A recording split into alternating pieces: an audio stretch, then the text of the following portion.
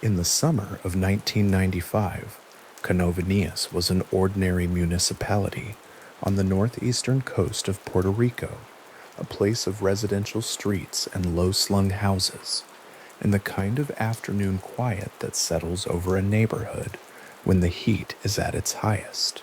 Madeline Tolentino lived on one of those streets.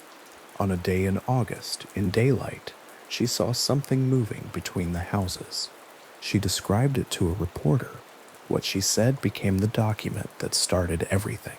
The street itself was unremarkable. Concrete walls, chain-link gates, the flat light of a Caribbean afternoon pressing down on the pavement.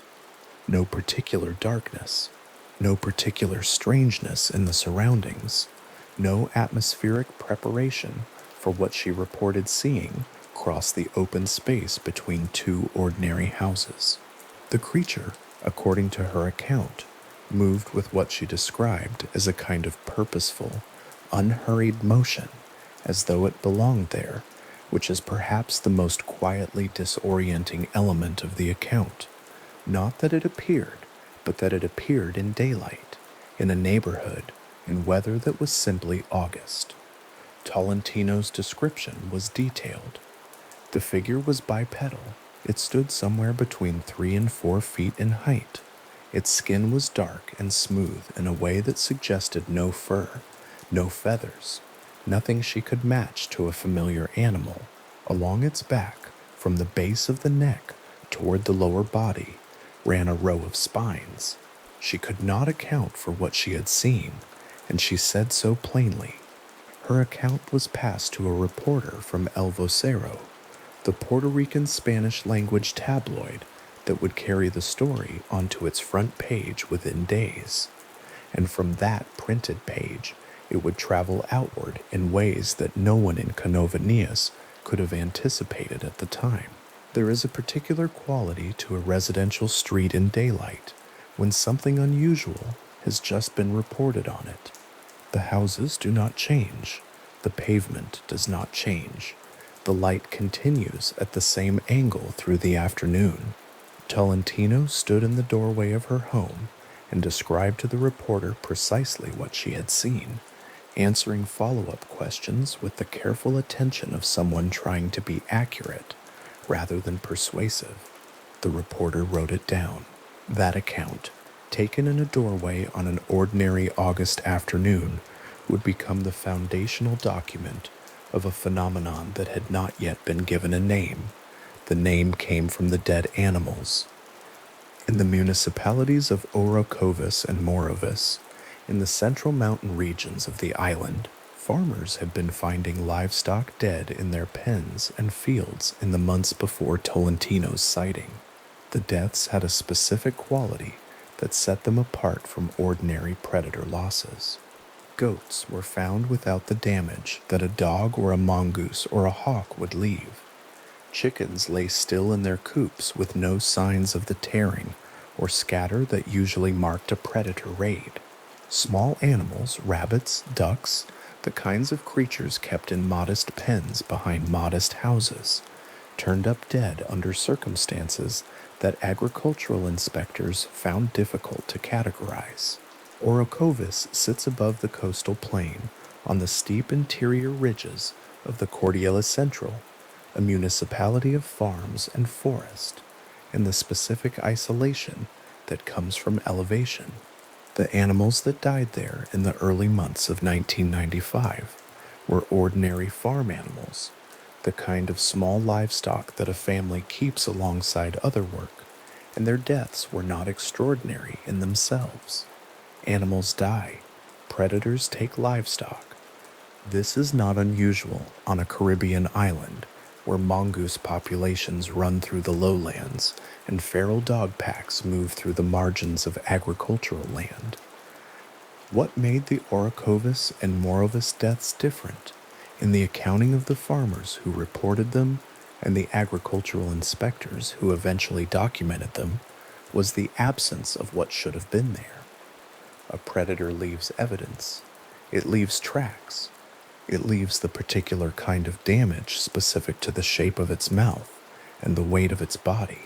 It leaves fur occasionally, or feathers, or the signs of a struggle. The animals found dead in those central mountain municipalities in the months before August 1995 left investigators with a shortage of this kind of evidence. And the shortage was something that the farmers themselves noted before any official assessment was made. They described animals that appeared, externally, almost uninjured. They described small wounds, puncture marks, in some cases no more than 1 or 2 per animal, placed on the neck or the chest. They described, with some consistency, the absence of blood in the surrounding ground that would ordinarily mark where an animal had died. These accounts were early, and they were informal, and they circulated first through the networks of agricultural community life. Neighbors comparing observations, farmers mentioning the deaths at the market, the particular oral passage of concerning information in a rural community. They had not yet reached the newspapers. They had not yet acquired an explanatory framework. They were simply what farmers in the mountains were finding in their pens in the months before a woman in Canovanas saw something cross a residential street in August.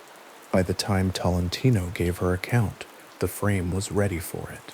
The word that attached itself to the phenomenon in those weeks of late summer 1995 was a compound that described with agricultural specificity exactly what the livestock deaths had suggested: Chupacabra, goat sucker. It was coined, accounts suggest, by the comedian and radio personality Silverio Perez, who offered it during coverage of the phenomenon, and it adhered immediately. It was specific, it was memorable, it had in its construction a theory of what was happening, not just an animal attack, not just a predator, but something that drained rather than consumed, something that left the bodies intact and took only what could not be seen. The name spread through Puerto Rican media with the speed that a good word in a good summer can travel. El Vocero, which covered the livestock deaths, and the Tolentino account with the kind of committed front-page attention that tabloid journalism brings to a story with genuine popular traction, ran photographs and hand-drawn illustrations alongside witness accounts. The illustration that appeared in El Vocero in those early weeks showed a small, dark, upright figure with the ridgeline of spines along its back that Tolentino had described, and that image printed in black ink above a sharp headline became one of the first fixed visual representations of a creature that did not yet exist in any official taxonomy. A copy of that front page, lying flat on a counter somewhere in San Juan in late August of 1995, would have been a commonplace sight.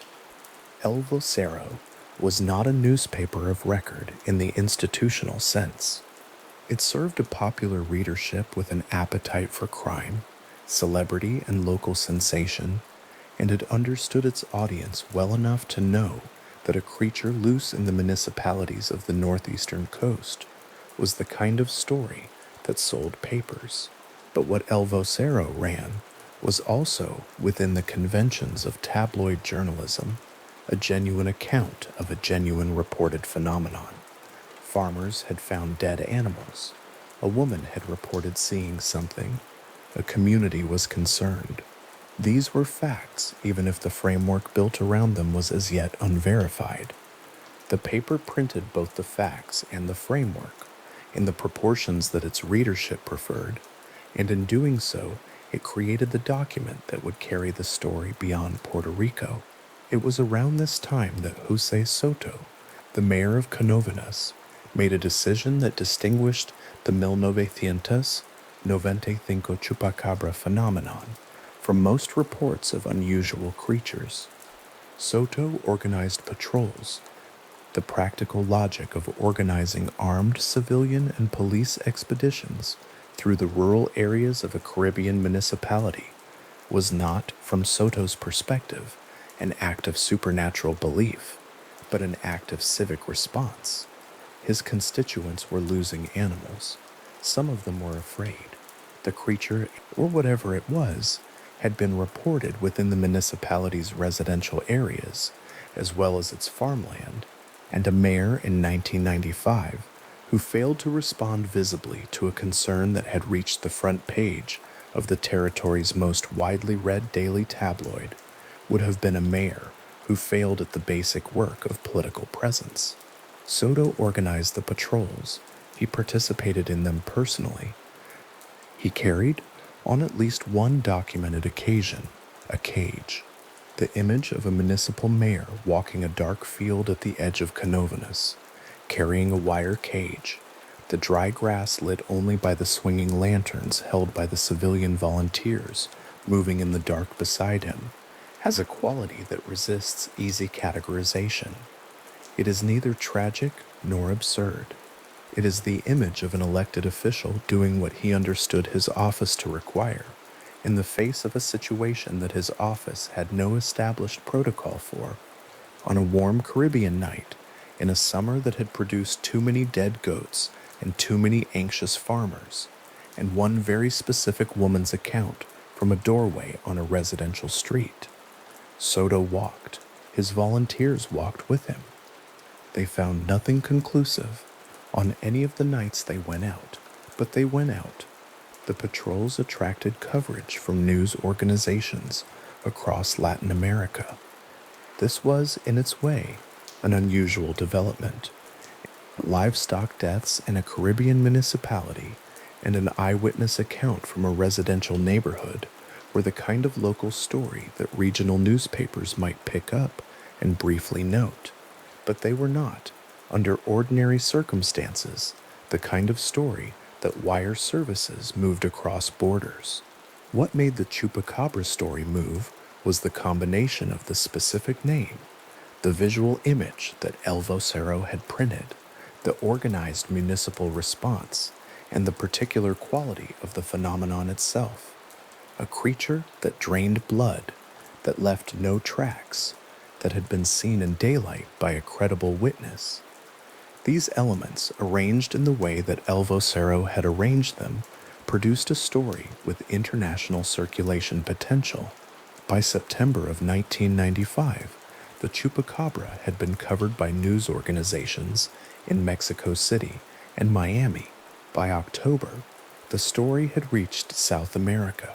Wire services and international Spanish-language outlets used the El Vocero reporting as their reference point, which meant that what circulated beyond Puerto Rico was the account as El Vocero had framed it.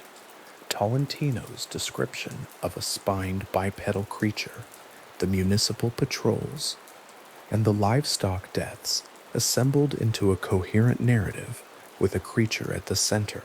This is how a local phenomenon becomes a regional one. The mechanism is not mysterious. A tabloid prints the story. A wire service picks it up. An editor in a second city runs it because it matches the appetite of a readership that will find it interesting.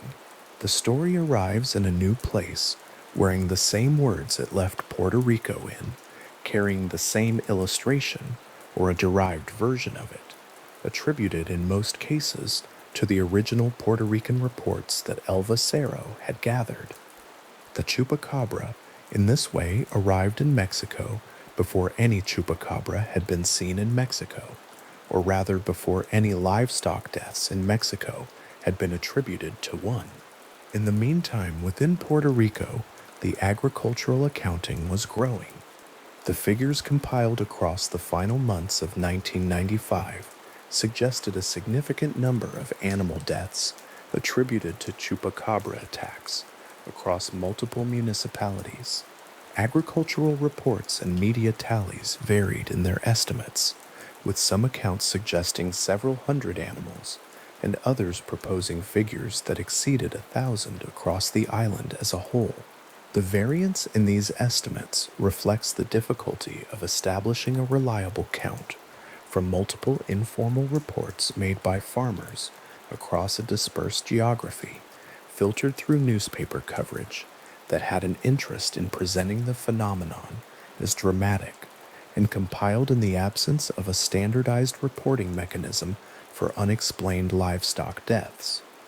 What the figures represented, whatever their precise accuracy, was a genuine agricultural concern.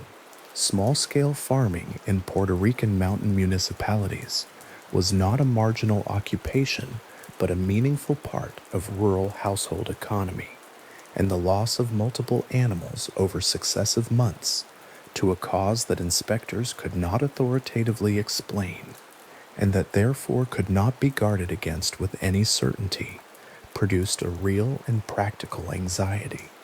This was not simply public hysteria or newspaper-driven fear. Farmers had less livestock than they had had in the spring. That was a factual condition.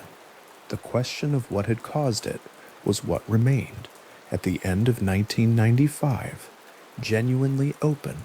An agricultural inspector carrying a handwritten ledger through a rural municipality in late 1995 would have found the columns filling steadily. The ledger would have recorded the names of municipalities, Canovanas, Orocovis, Morovis, and others along the island's agricultural interior, alongside the names of farms and the numbers of animals reported dead, under circumstances that the inspector could not, by the conventions of his or her official assessment, attribute to any identified predator. The columns rose through the months of that year. The explanatory column, where the cause of death would normally be entered, was, in a significant portion of entries, left blank or marked with something equivalent to unknown. Handwritten ledgers accumulate the weight of what they record. Each entry is a specific animal on a specific farm, counted by a specific person who drove out to verify the report and found what the farmer had described. The aggregate of all those entries across all those municipalities in 1995 constitutes the evidentiary ground of the Chupacabra phenomenon, not folklore, not legend, but tabulated observations made by agricultural officials who were carrying out routine work when something unusual entered their routine. The El Vocero coverage did not diminish as the year progressed, it increased. Each new cluster of deaths in a new municipality became a new front-page story.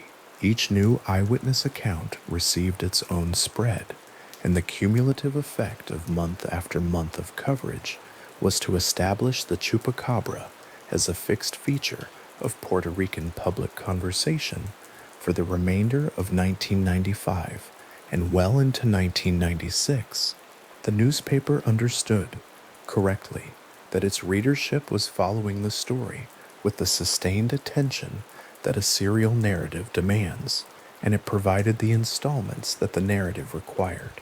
There is something worth attending to in the specific geography of how the story spread across Puerto Rico before it spread beyond it. The island is not large, and its road network connects the mountain municipalities to the coastal cities with enough ease that news, in 1995, traveled by newspaper and radio, and word of mouth with reasonable speed. A farmer in Orocovis who heard about livestock deaths in Morovis might recognize the similarity to his own experience. A resident of Canovanas who read about the mountain deaths in El Vocero would have a framework ready when Tolentino's account appeared. The story found an audience prepared to receive it because the preparatory conditions, the deaths, the accumulating reports, the specific agricultural anxiety had preceded the named phenomenon by several months. This is how a named creature comes into existence. Not from nothing, but from an accumulation of unexplained events that have been circulating without a frame, waiting for a name and an image that will organize them into a coherent account. The name that stuck in August of 1995 organized everything that had been building since at least the spring, gathered it under a single descriptive word, and gave the agricultural inspectors and the media and the mayor's office and the farming communities a common reference point. Once the name existed, The events that had preceded it could be retroactively attached to it, and the events that followed could be understood within its frame. Jose Soto's patrols continued through the autumn. There were many nights. The lanterns swung across many fields. The cage went out and came back empty. But the patrols themselves were a form of documentation. They recorded, in the official actions of a municipal government, that the phenomenon was being taken seriously enough to require a physical response. When news organizations from Mexico City and Miami and elsewhere reported on the Chupacabra, they mentioned the patrols. The patrols gave the story institutional grounding. A mayor with a cage is not a rumor. A mayor with a cage is news. The international coverage that followed Mayor Soto's patrols and El Vocero's reporting changed the nature of the phenomenon in ways that were not immediately visible. What had been a Puerto Rican agricultural and community story was becoming something else, a name and a description that had entered a broader cultural circulation, available to be applied to livestock deaths in other places, to unusual animal sightings in other countries, to the particular anxiety that agricultural communities across Latin America carried about unexplained losses. The template that El Vocero had assembled from the 1995 events was now in circulation across a geography that the farmers of Orocovis and the mayor of Canovanas had never intended to reach. The front page of El Vocero from the late summer of 1995. The large headline, the hand-drawn illustration with spines along the creature's back, the column of text below it, carrying Tolentino's account, was, in some sense, a document in the process of becoming something beyond itself. It was a newspaper page. It was printed in the ordinary way that newspaper pages were printed in 1995, set and run and folded and distributed to newsstands and delivered to subscribers, and by the afternoon of its publication date, it lay flat on hundreds of counters across Puerto Rico, read over coffee, discussed over fences, folded into pockets and carried to work. This was a local thing, a Puerto Rican thing, an August thing. The ink on that page was already dry before the wire services picked up the story. The paper was already yellowing at the folds before the story reached Mexico City. The image of the spined creature that the El Vocero illustrator had drawn from Tolentino's account had already been reproduced in other outlets, with variations, with translations, with the small mutations that any image acquires as it moves through successive acts of reproduction before the year was out. What had happened in Canovanas in August of 1995 was a local event. What had happened in the mountain municipalities in the months before was a local event. The mayor's patrols were local. The agricultural inspector's ledger was local. Tolentino's account, given in the doorway of a house on a residential street in daylight, was the account of one woman describing one thing she had seen on one afternoon in one ordinary neighborhood on the northeastern coast of Puerto Rico. The story that left Puerto Rico in those autumn months was still recognizably made from those same local materials, but it was no longer contained by them. It was carried in the format of a wire service dispatch, in the language of a news story that had been filed and cleared and transmitted, and it arrived in new places, still wearing the name it had been given in August, the name that had come from the dead animals, from the accumulating entries in the agricultural ledger, from the specific and irreducible fact of what Madeline Tolentino had reported seeing cross the space between two ordinary houses on an ordinary Puerto Rican afternoon. The story traveled as stories travel when they have found a name and a shape and an audience ready for them. It moved through the wire services the way that paper moves through a postal system, along the channels already built, following the routes already established, arriving at addresses that had not asked for it, but were equipped to receive it. By the time the year ended, the Chupacabra was no longer a Puerto Rican story waiting to be explained. It had become something that would prove considerably harder to contain than the empty cage that Jose Soto carried back across the dark fields of Canovanas had ever been designed to hold. The ink was dry, the paper was moving. In Mexico City, in Miami, and across the Spanish-language press of the Americas, editors were reading the account of what a woman named Madeline Tolentino had seen move through a residential street in August, and beside her words they were running the illustration of something with spines along its back, and the name that had attached to the phenomenon was traveling with the illustration, printed and reprinted, the same name in every version, the same dark upright figure at the center of every page, moving outward from Canovanas with the steady, uncontainable speed of a story that has found the world waiting for it. The row of spines ran from the base of the neck to the tail region. That is how Madeline Tolentino described it. Not a fin, not a ridge of raised fur, something more deliberate than either, a line of individual protrusions spaced along the creature's back as it moved through the ordinary afternoon light of a residential street in Canovanas in August 1995. The street behind her doorway was the kind of street where nothing unusual was expected to happen. Houses set back from the road, a flat, pale sky, the specific quality of light that falls on concrete in Puerto Rico in summer, not harsh, not dim, but very clear, the kind that leaves no shadow uncertain. And through that light, she reported, something moved that she could not account for. Tolentino's account was given to investigators and journalists in the days following the sighting. She described what she saw with the careful particularity of someone who understood that the details mattered, and the details she gave were specific enough that a newspaper illustrator could render them. The spines were the element that arrived first in her description, the thing that made the creature immediately unlike anything the vocabulary of known animals could hold. They ran in a single line, she said, sharp and distinct, from the point where the neck met the back down to what she understood as the tail region. The skin beneath and around them was not fur.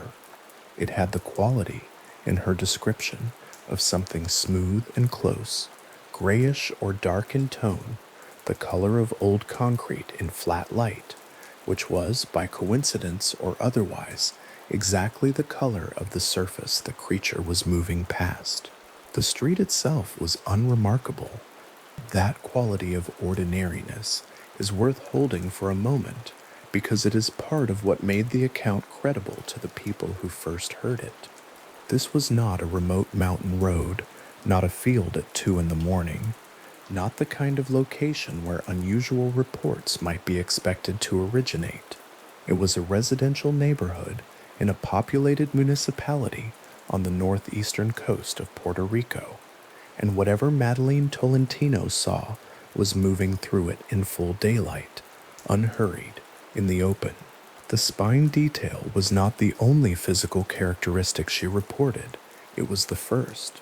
It was the one that organized the others, the architectural fact that made the rest of the description fall into a coherent shape. Once the spines were established, the other features followed with the same precision. The creature stood upright. It was bipedal, moving on 2 legs, not 4. Its height, she estimated it somewhere between 3 and 4 feet. Not large, not small, a size that placed it in an ambiguous category, too large to dismiss as a bird or large lizard, too small to be confused with a human figure. Its proportions were not those of any animal she could name. The posture was erect, the movement deliberate. The eyes came next in her account, and they appeared in a way that had its own logic in the telling. Large eyes, elongated rather than round, occupying more of the face than eyes occupy in any familiar mammal.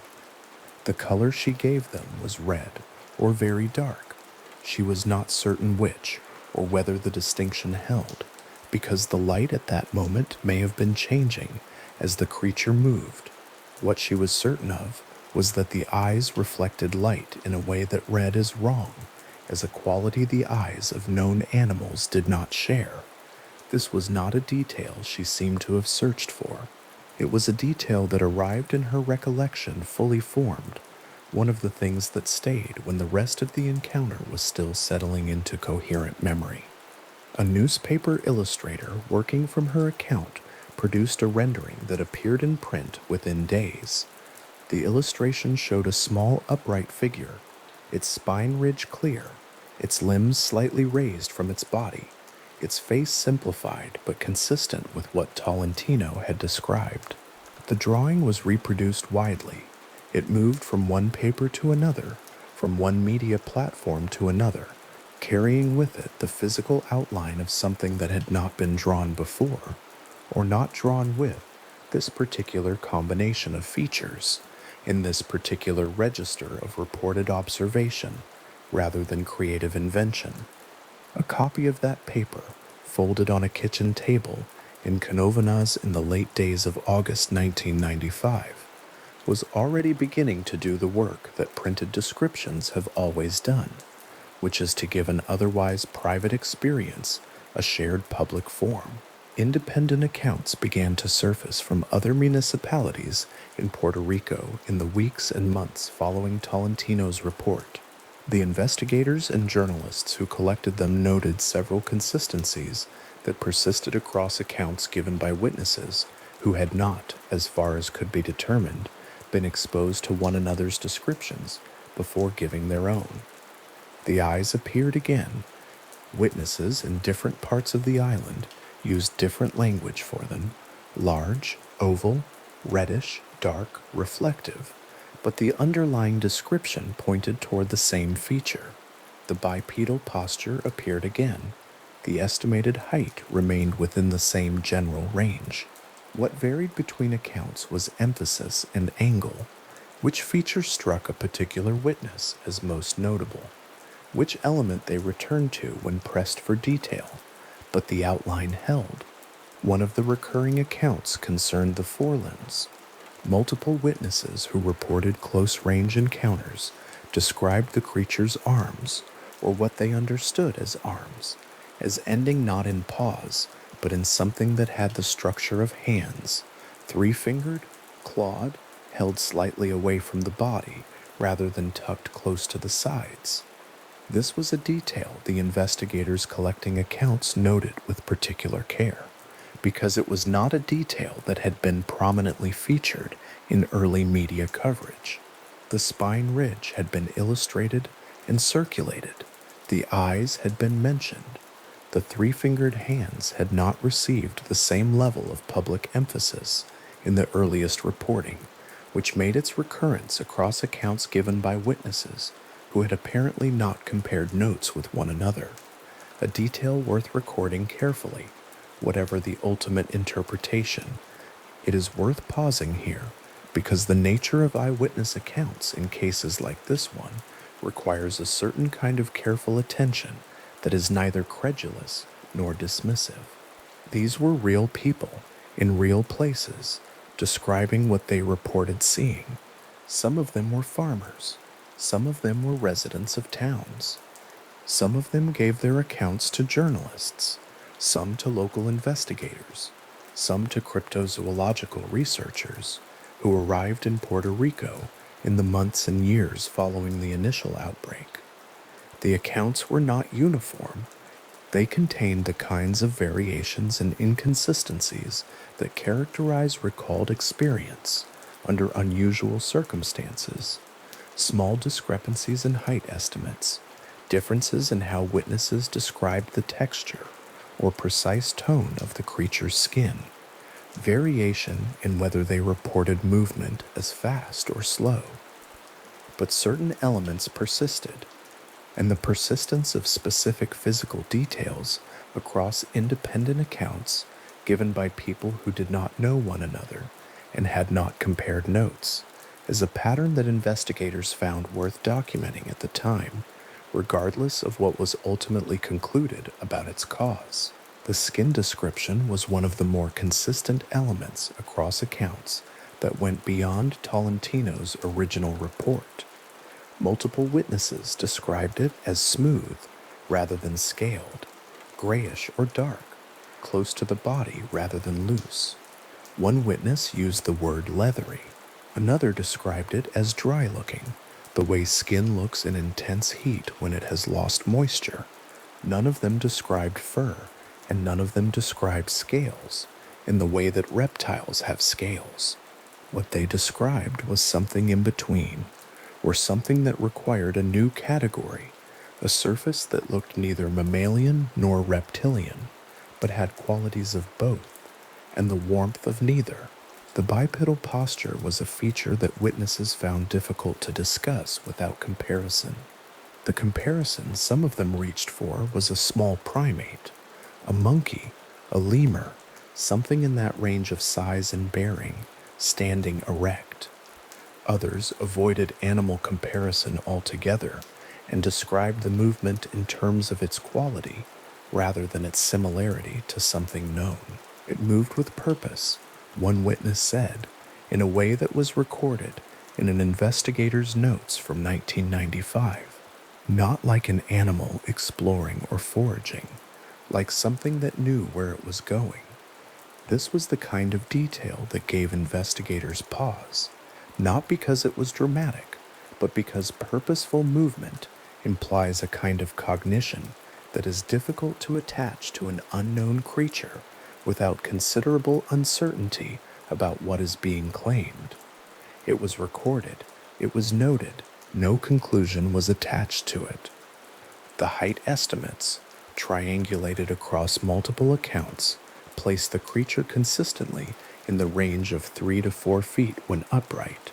Weight was harder to assess because no carcass was recovered in Puerto Rico during the 1995 period, and estimates derived from witness impressions of apparent size and movement are inherently imprecise. The figures that circulated in investigative notes from the time ranged from approximately 40 pounds on the low end to around 100 pounds on the high end, a range wide enough to reflect genuine uncertainty, but narrow enough to suggest witnesses were describing something in the same general scale. The creature, by any of these estimates, was not large. It was not the size of a bear or a large dog. It was closer in physical scale to a large house cat or a medium-sized dog, if either of those animals stood upright and moved on 2 legs. The clawed hands, described in detail by a subset of witnesses who had close-range encounters, were recorded in an investigator's handwritten interview notes from 1995. The notes described the forelimbs as ending in 3 fingers rather than 4 or 5, each finger ending in a claw. The whole structure held slightly away from the body in a posture that one witness characterized as not quite resting and not quite raised. Whether this reflected the creature's habitual posture or a momentary attitude at the time of observation was not something the witness could determine. The notes recorded the description as given, with the investigator's notation beside it, independent account, no prior exposure to matching descriptions confirmed, and left the interpretation pending. A farm in a mountain municipality, the morning after a reported encounter, held another kind of evidence. Not visual evidence, sensory evidence of a different order. Multiple witnesses from different sites across Puerto Rico over the course of 1995 and into the following years described a smell. The word sulfuric appeared in several accounts. Others used chemical, sharp, or the phrase something burning. It was described as preceding sightings in some accounts, arriving in the air before the creature became visible, and as lingering at the sites of livestock deaths in others. Present in the cool hours before the day warmed, When the air around a farm is at its clearest, and the absence of any wind makes it easiest to place the origin of an odor. Smell is among the most difficult of sensory reports to evaluate in cases of this kind, because it is also among the most subjective, the most prone to psychological priming, and the most difficult to corroborate independently. An investigator cannot return to a site 2 days later and verify an odor. The smell is gone, or it has blended into the background chemistry of a farm environment where other smells already crowd the air. What can be documented is the consistency of the description across accounts. And the consistency here was notable, not universal, not present in every report, but present often enough, and described in closely matching terms often enough, that investigators included it in their field notes as a recurring feature worth tracking. The sulfuric quality of the smell, when described in that specific register, had a resonance within Puerto Rico's existing cultural landscape that investigators from outside the island sometimes missed. Puerto Rico carries a long tradition of spiritist practice, the espiritismo brought to the island through European and African influences and woven into the fabric of everyday religious and folk life in ways that remain active in the present.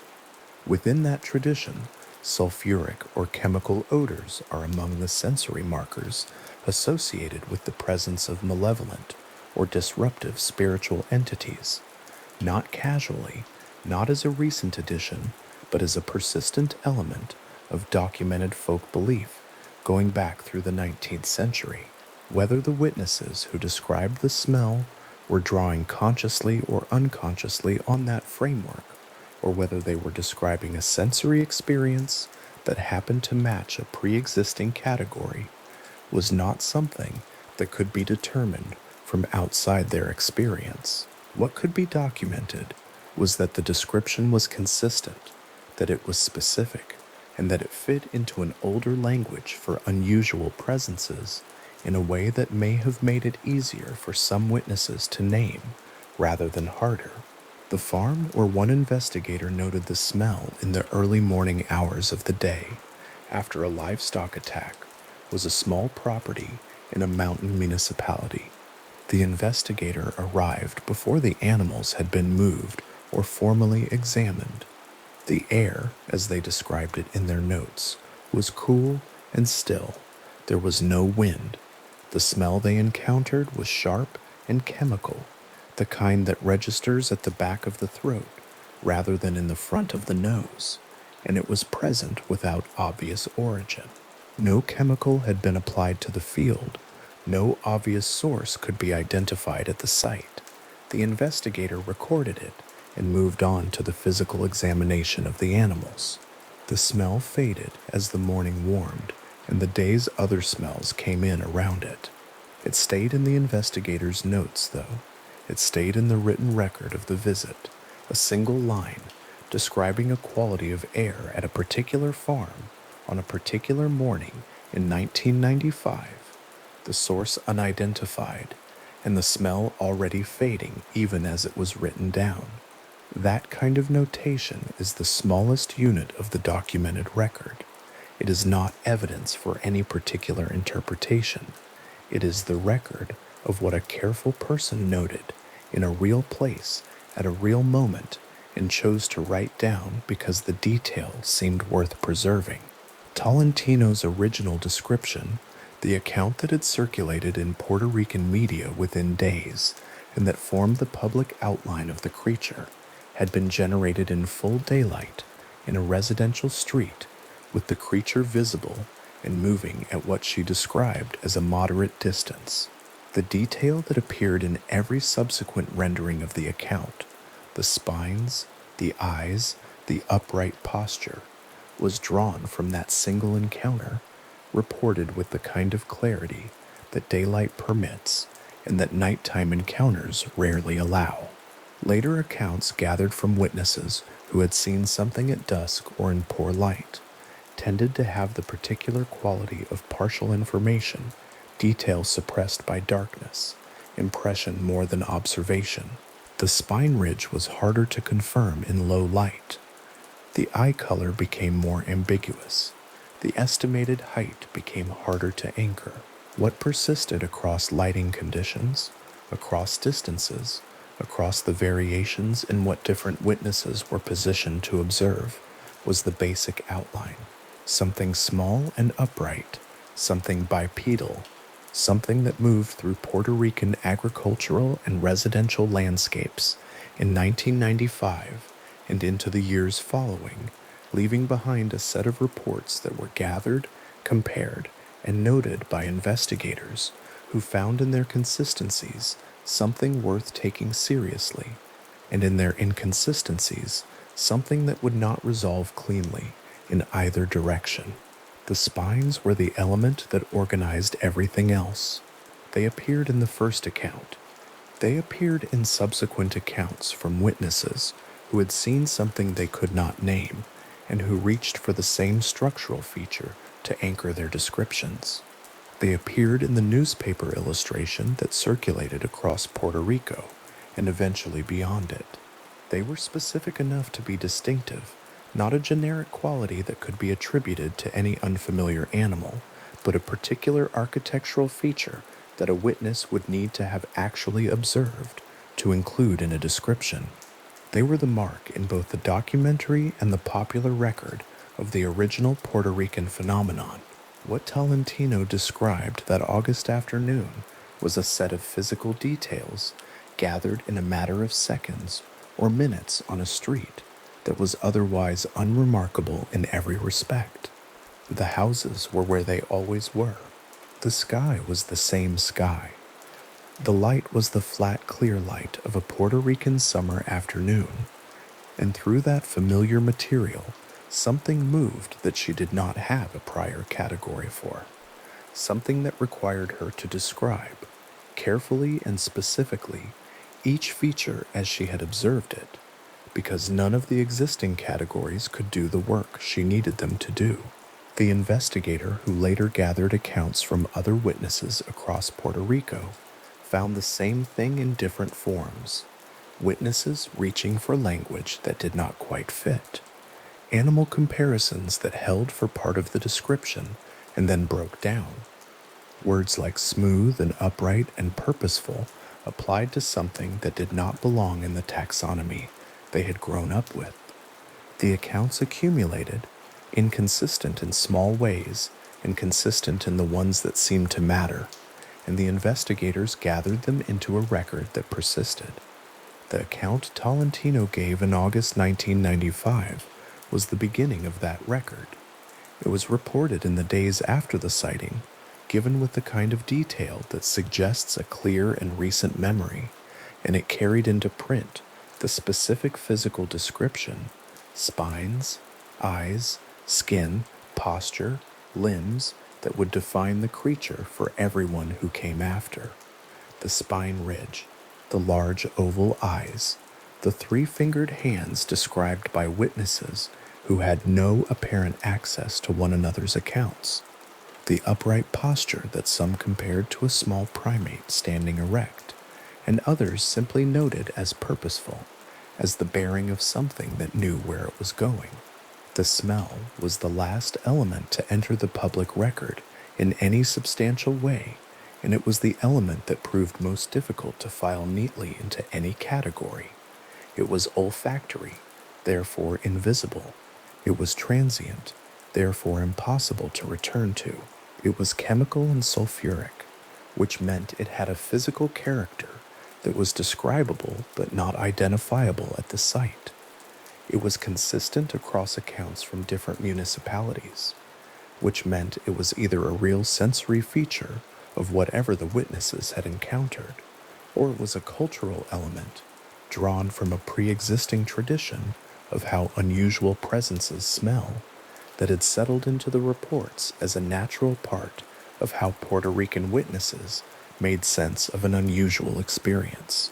The distinction between those two possibilities was not one that any investigator in 1995 or in the years immediately following was in a position to resolve.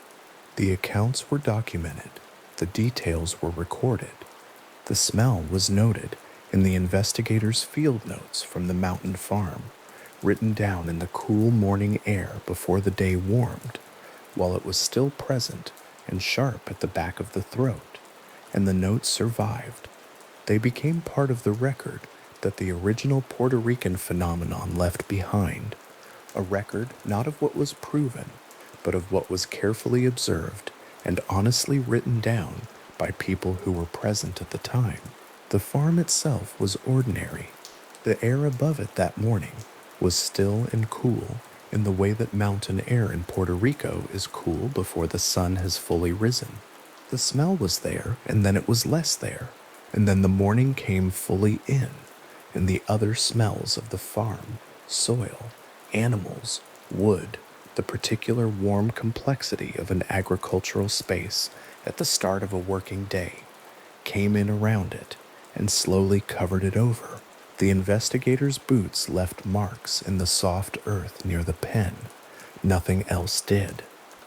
What the morning left behind, in the place where the smell had been, was the same ordinary stillness that had been there before the investigator arrived. The farm went on.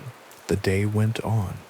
The notes were written and put with the other notes in the accumulating record of a phenomenon that had begun several weeks earlier on a residential street in Canovinas, where a woman stood in a doorway and described what she had seen move through the ordinary afternoon light.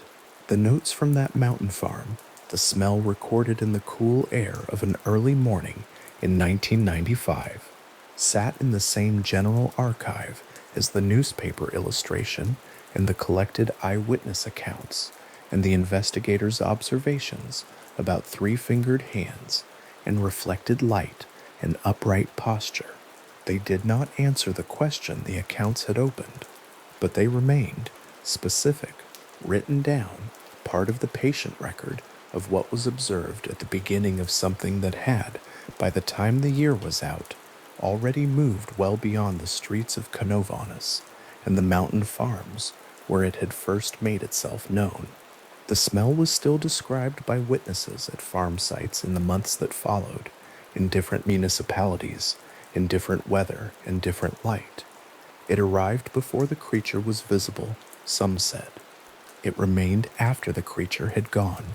Sharp, chemical, sulfuric, the same word reaching from different throats across different distances and different mornings, consistent in its way, unresolved in every other. What leaves a smell behind when nothing else remains was a question that sat in the investigator's notes, the way small unanswered questions sit, quietly, without urgency, taking up very little space on the page, requiring nothing from the reader except the acknowledgement that a careful person noted it once, on a real morning, at a real farm, and chose to write it down because the details seemed worth preserving. The morning warmed around it, the smell faded, and the notes remained. 1 to 2 centimeters, circular, clean at the edge, with minimal tearing of the skin around it. That was the measurement recorded by a veterinarian examining a dead goat in a field in Canovanas, Puerto Rico, in 1995. A single puncture wound on the animal's neck, no wider than the blunt end of a pencil, surrounded by skin that showed none of the bruising or tearing that a dog bite or a large predator's grip would have left behind. The wound was small. The field around the animal was quiet and unmarked. The veterinarian wrote down what he found because that was the work, and what he found was specific enough to record and strange enough to stay in the record. The puncture wound was the one detail that held consistent across the earliest documented cases. Goats were found with it. Chickens were found with it.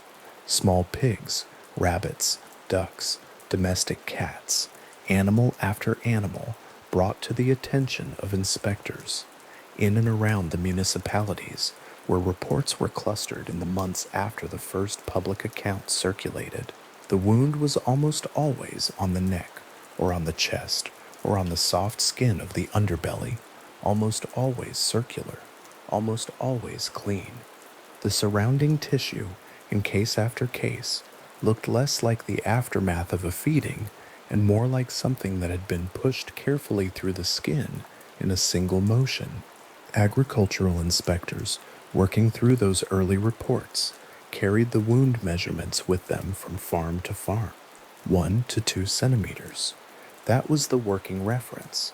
Some wounds measured closer to 1, some were slightly wider, but the consistency across sites, across animal types, across the several municipalities involved in the initial cluster, Canovanias, Orocovis, Morovis, and the smaller communities in between, was notable enough that it formed the earliest evidentiary thread in a phenomenon that would eventually accumulate years of competing explanations.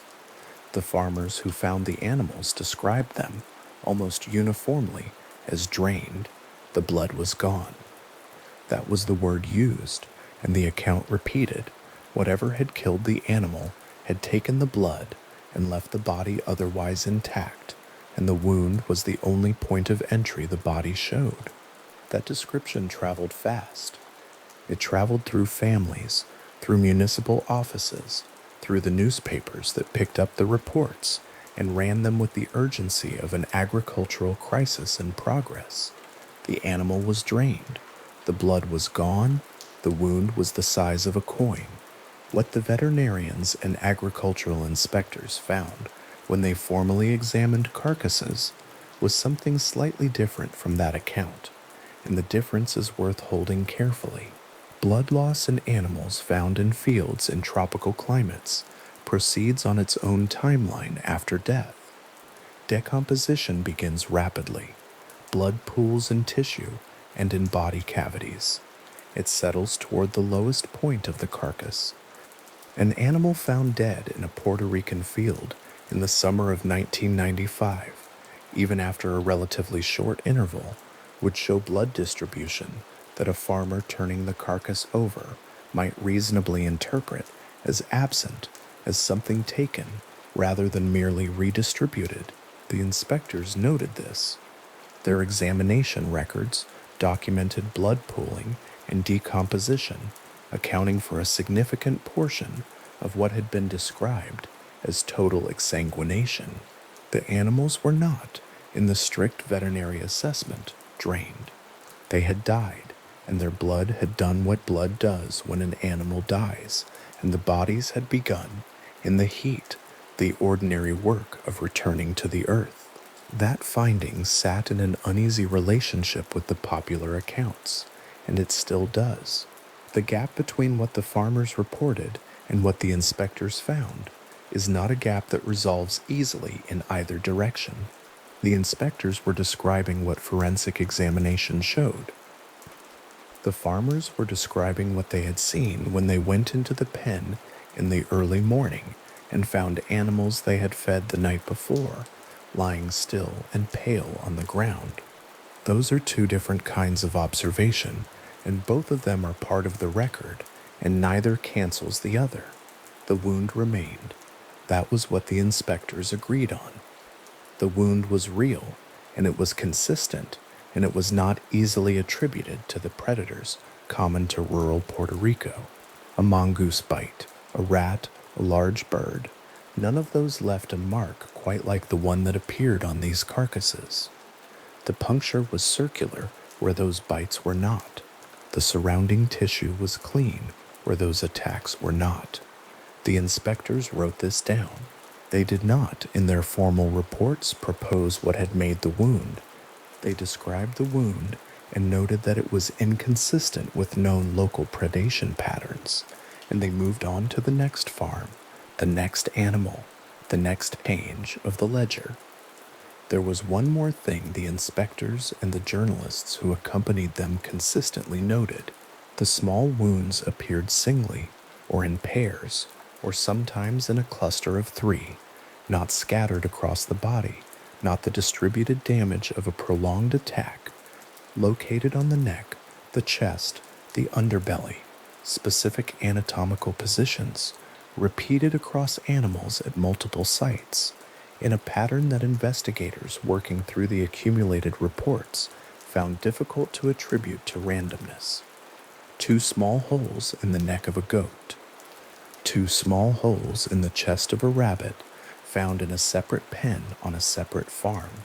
3 weeks later, the same diameter, the same clean edge, the same absence of anything useful in the surrounding tissue. Across Puerto Rico in 1995, the animals documented in connection with these reports included not only goats, which would become the creature's nominal signature in its name, but chickens in far greater numbers, along with sheep, ducks, small pigs, and cats. The variety itself became part of the interpretive problem. A specific predator tends toward a specific prey type. It tends toward animals of a certain size, a certain behavior, a certain vulnerability. What was being reported in Puerto Rico in 1995 was an event affecting multiple species, multiple sizes, multiple enclosures, across a wide geographic spread and a sustained period of time. Skeptics looking at the accumulated data saw in that variety not evidence of a single unusual predator, but a pattern consistent with unrelated deaths being organized under a single explanatory label during a period of heightened public awareness. If the community was primed to see Chupacabra attacks, ordinary animal deaths from disease, from exposure, from conventional predators, from the dozen mundane causes that carry off farm animals every week in every agricultural community, would be attributed to the creature in numbers that would make the creature seem far more active and consistent than any single organism could be. That is a reasonable hypothesis, and it accounts for a portion of what was documented. Animal husbandry in Puerto Rico in 1995 was not immune to ordinary causes of livestock death. Disease moved through flocks. The heat of the summer months was hard on small animals. Mongooses, introduced to the island in the 1870s to control rats in sugarcane fields and never successfully managed since, were capable of killing chickens, ducks, and small rabbits with wounds that could, under the wrong conditions, be difficult to distinguish from the documented pattern. The hypothesis holds water in the general case. It is harder to apply cleanly to the specific cases, the ones where 2 identical circular wounds appeared on a dead goat in a locked pen, or where an agricultural inspector crouched over a carcass in soft morning light and wrote down that nothing about what he was looking at matched what he would have expected to find. Both things can be true. Many of the 1995 deaths may have been ordinary deaths gathered into an extraordinary story. Some of the deaths, the ones with the documented wounds, the specific pattern, the consistent measurements, remain in the record without a fully satisfying explanation attached to them. By 1996, the story had moved. Reports of livestock deaths matching the Puerto Rican pattern began arriving from considerably farther away, from the Pacific coast states of Mexico, from agricultural regions in Chile, from rural areas in Brazil, where local newspapers ran the accounts alongside photographs and descriptions sourced directly from the Puerto Rican reports of the previous year. The Mexican reports came first from Sinaloa and Jalisco, both states with significant cattle and small livestock farming concentrated in rural areas. Farmers in those regions described the same constellation of details: small puncture wounds, animals found in the morning, no clear sign of predator entry or exit, no blood trail leading away from the pen. A farmer in Sinaloa in 1996 described finding 3 dead goats in a pen with a stone wall low enough that a large dog could have cleared it. The goats had small wounds on their necks. The farmer had, by the time he filed a report with a local agricultural office, already read the Puerto Rican accounts in a regional newspaper. He knew the name for what he thought had happened. The newspaper he had been reading was open beside the fence post when the inspector arrived. That detail, the newspaper on the fence post, the Puerto Rican description sitting inside the Mexican report, is part of the record of how the phenomenon spread, and it is worth holding in both hands. The Puerto Rican reports had given rural communities across Latin America a vocabulary, a template, a shape for an unusual event. When a farmer in Jalisco or in the mountains north of Santiago found dead livestock with wounds he could not explain, the template was available to him in a way it had not been the year before.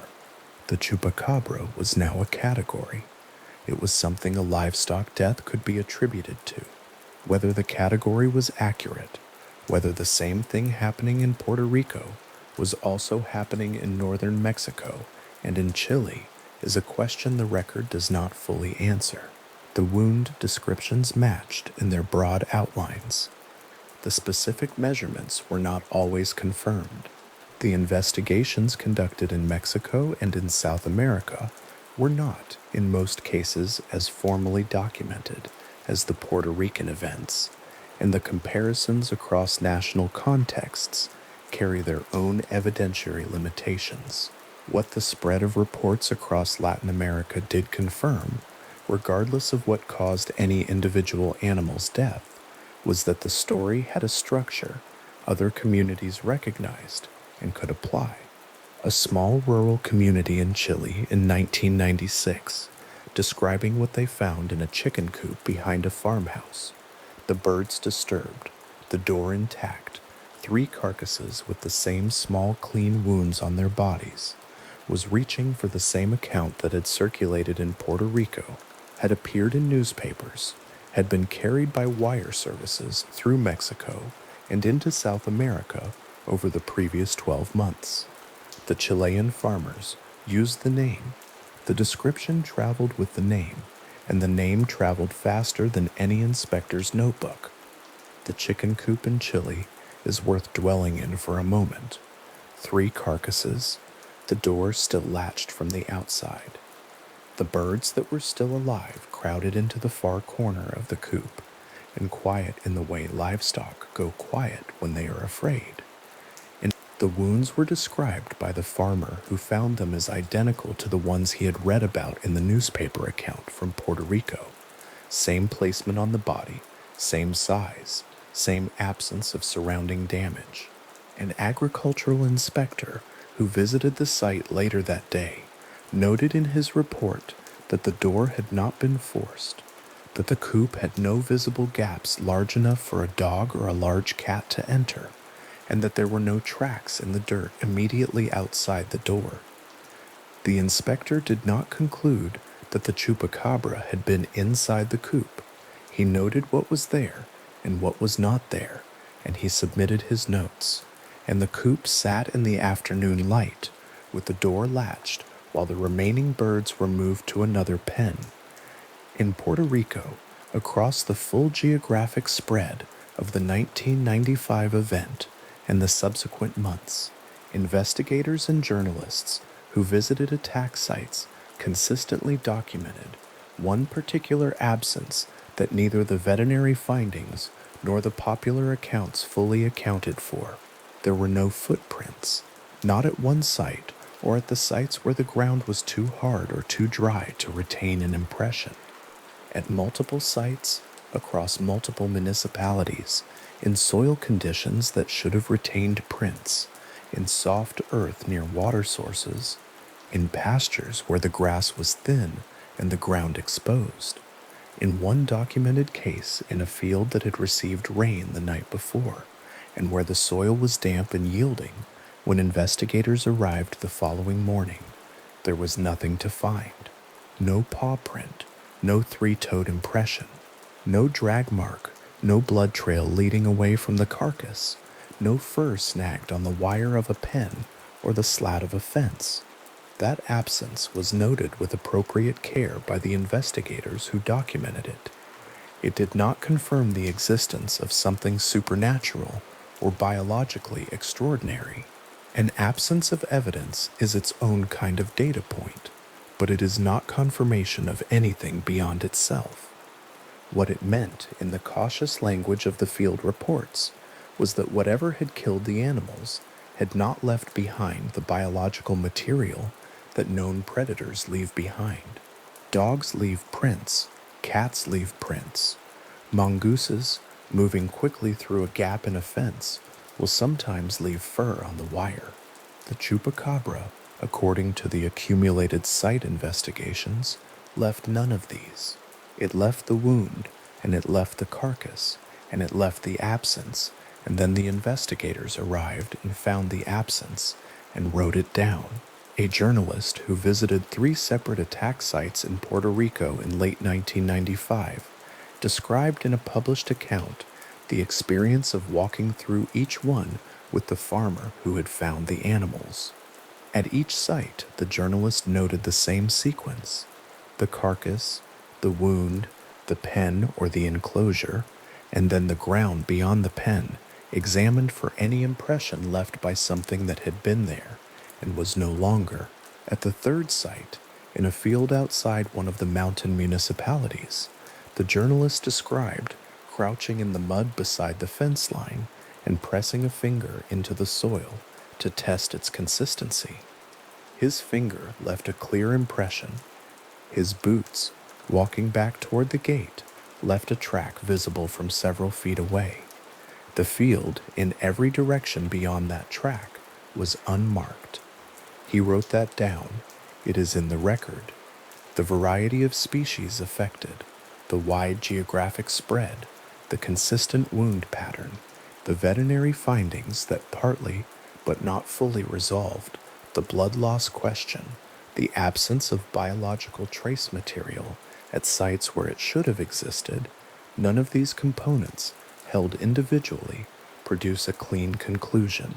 Held together, they produce the outline of something that was genuinely happening in the fields and pens of Puerto Rico in 1995, and that spread in some form across Latin America in the following year. What was happening is a question the record still carries. The record is clear on the outline. It is less clear on the inside. The puncture wound remained the most consistently documented feature across every jurisdiction where formal examination took place. 1 to 2 centimeters. Circular, clean at the edge. Positioned on the neck, the chest, the soft skin of the underbelly. That measurement traveled with the reports, appeared in veterinary notes filed in Puerto Rico, and in agricultural inspection records filed in Mexico and Chile, and showed up in the accounts of farmers who had not spoken to each other and had not, in some cases, yet read the newspaper descriptions when they took their animals to be examined. The inspector crouching in the field in Canovenas in 1995, the inspector driving to the farm in Sinaloa in 1996, the farmer unlocking the chicken coop in Chile on a cool morning, all of them were looking at the same measurement, written down in different hands in different places, and none of them had an explanation ready when they wrote it. What the spread of reports across those years also produced was a large enough body of documented cases to allow investigators to look for the kind of statistical patterns that single cases cannot show. When the accumulated reports were examined for geographic clustering, the early Puerto Rican cases concentrated in a recognizable band across the central and northeastern municipalities, the areas where small-scale goat and chicken farming was most dense, where the topography included the wooded interior mountain zones alongside more open coastal agricultural land. The clustering itself was consistent with a localized event. It was also consistent with a localized media event. A region where the first reports emerged would naturally produce the densest cluster of attributions, regardless of what was actually occurring in the fields. The spread to Mexico, Chile, and Brazil produced similar patterns. Initial concentrations in regions with active small livestock farming and strong local newspaper coverage, followed by a diffusion outward as the story accumulated momentum. A rancher in Jalisco who found a dead animal in January 1996 had access to accounts from Puerto Rico in a way that a rancher in the same region in 1994 would not have had. The template was in circulation. The spread of the reports and the spread of the template were simultaneous, and separating them, determining which deaths were genuinely consistent with the Puerto Rican pattern, and which were conventional livestock deaths labeled by a name that had become available, is work that the accumulated documentation does not fully complete. There is a farm in rural Puerto Rico that appears in multiple investigative accounts from the period, identified only by its approximate location in the records available, where a single incident became a reference point for the wound pattern discussion. The farm kept goats and chickens, and in the autumn of 1995, lost several animals over a period of 3 weeks.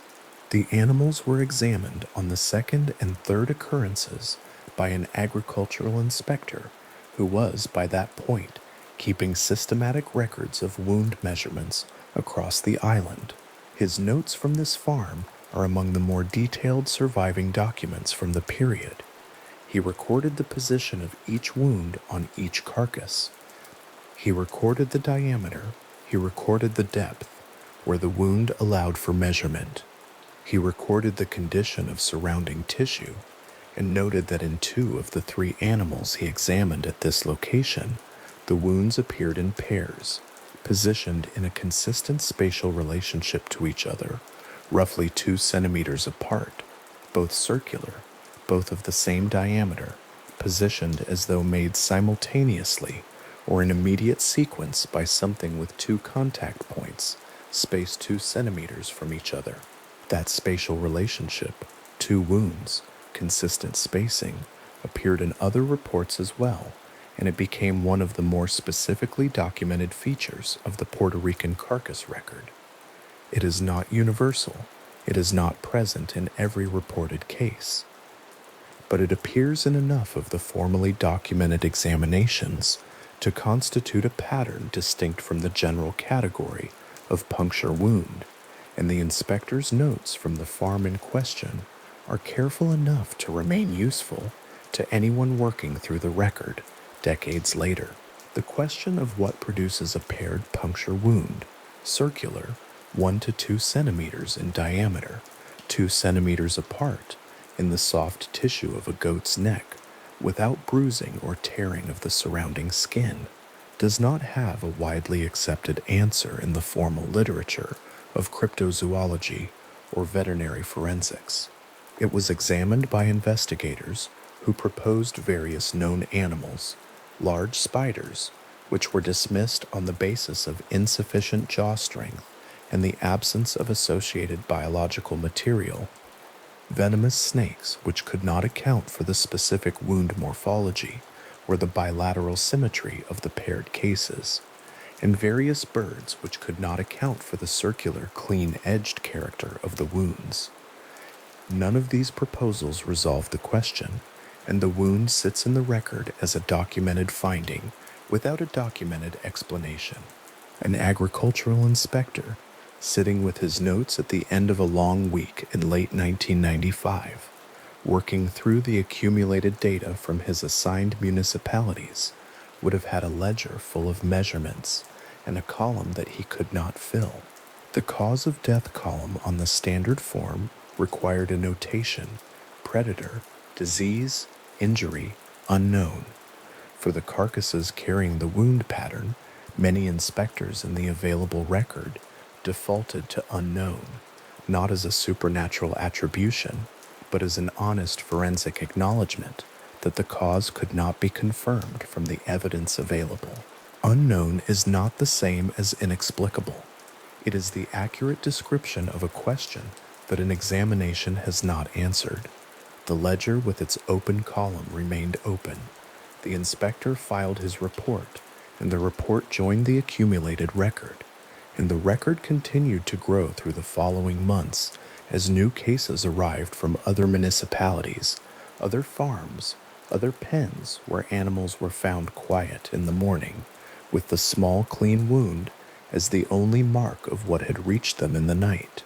By the time the accounts from Mexico and Chile were being filed alongside the Puerto Rican records, the wound had already become the central evidentiary feature of the phenomenon, the one physical finding that the popular accounts and the forensic documentation agreed on, even as they disagreed about everything else.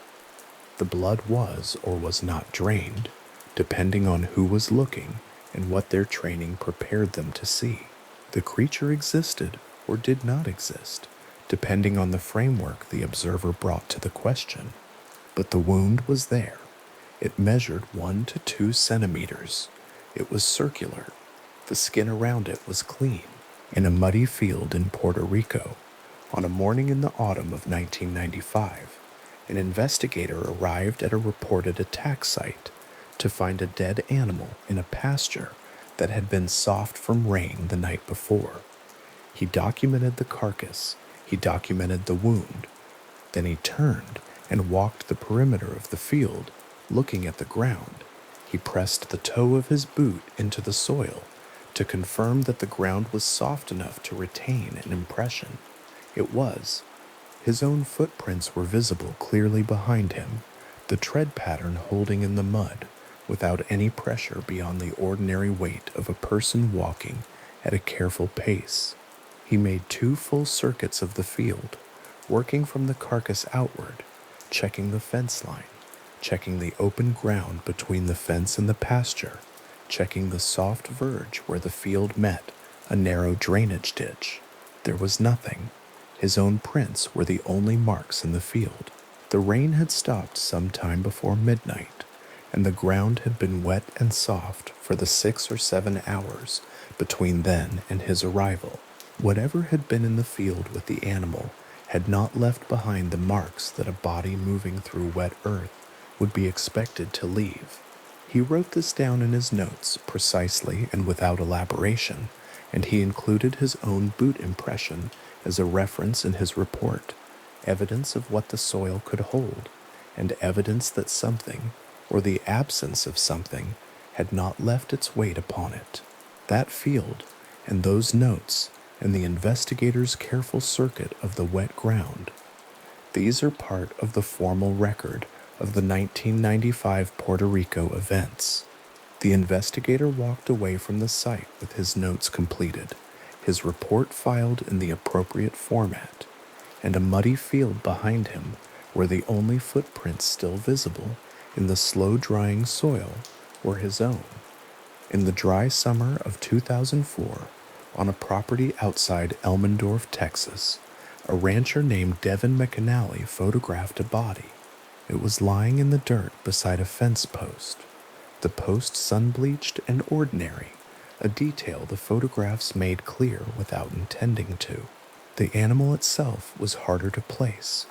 It was gray-skinned and hairless, its body carrying none of the recognizable texture of the animals McAnally would have known from that landscape. No fur, no soft definition at the ear, none of the visible warmth that a living coat gives to a creature, even in death. The skin was thickened, wrinkled in places, pulled tight in others, sitting over the bones in a way that made the facial structure more visible than it should have been. It was a small body, roughly coyote-sized, as far as any observer could estimate from the photographs, but not identifiable as a coyote by the people who looked at those images when they first began to circulate.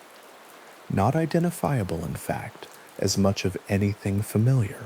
The photographs moved through local media, then through the wider networks that were beginning to carry unusual animal reports in 2004, and the question they carried with them was a specific one.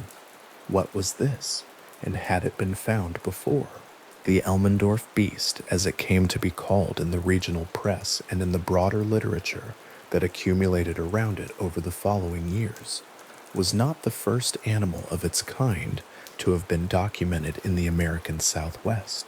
It was, for a time, simply the most photographed. McAnally had shot the animal while it was raiding his property, and the fact that he had preserved the carcass long enough to produce clear images gave the case a documentary quality that rumors and distant sightings did not have. There was a body. The body had been seen. Now the body needed to be identified.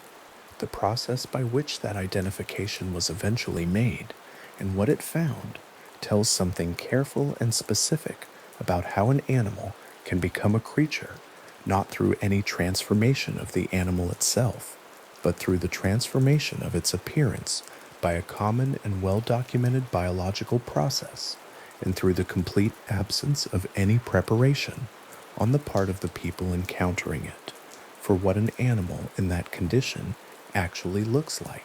The sample from the Elmendorf carcass was submitted for DNA analysis. The process was not immediate, and in the time before results were returned, the photographs continued to circulate, accumulating the interpretive weight that unusual images accumulate when they travel ahead of their explanation. Some observers compared the animal to the descriptions coming out of Puerto Rico from 1995. Others noted its general size and build and suggested it might represent an unknown canid species. The DNA analysis, when it was completed, identified the animal as a coyote, not a hybrid, not an unknown species, not a creature without taxonomic precedent. A coyote, Canis latrans, a species familiar across North American rangeland, carrying in its tissues the ordinary genetic signature of the animal it had always been. What had transformed it, the analysis found, was not its species but its condition. The coyote had been suffering from sarcoptic mange in an advanced stage, a parasitic infestation caused by the mite species Sarcoptes scabiei, and the progression of that infestation had done something to the animal's body that made it to human eyes accustomed to the animal's normal appearance, essentially unrecognizable. Barry O'Connor, a parasitologist and professor at the University of Michigan with a specialization in acarology, the study of mites and ticks, had been working in this area for some time before the Elmendorf case brought the question into wider public discussion.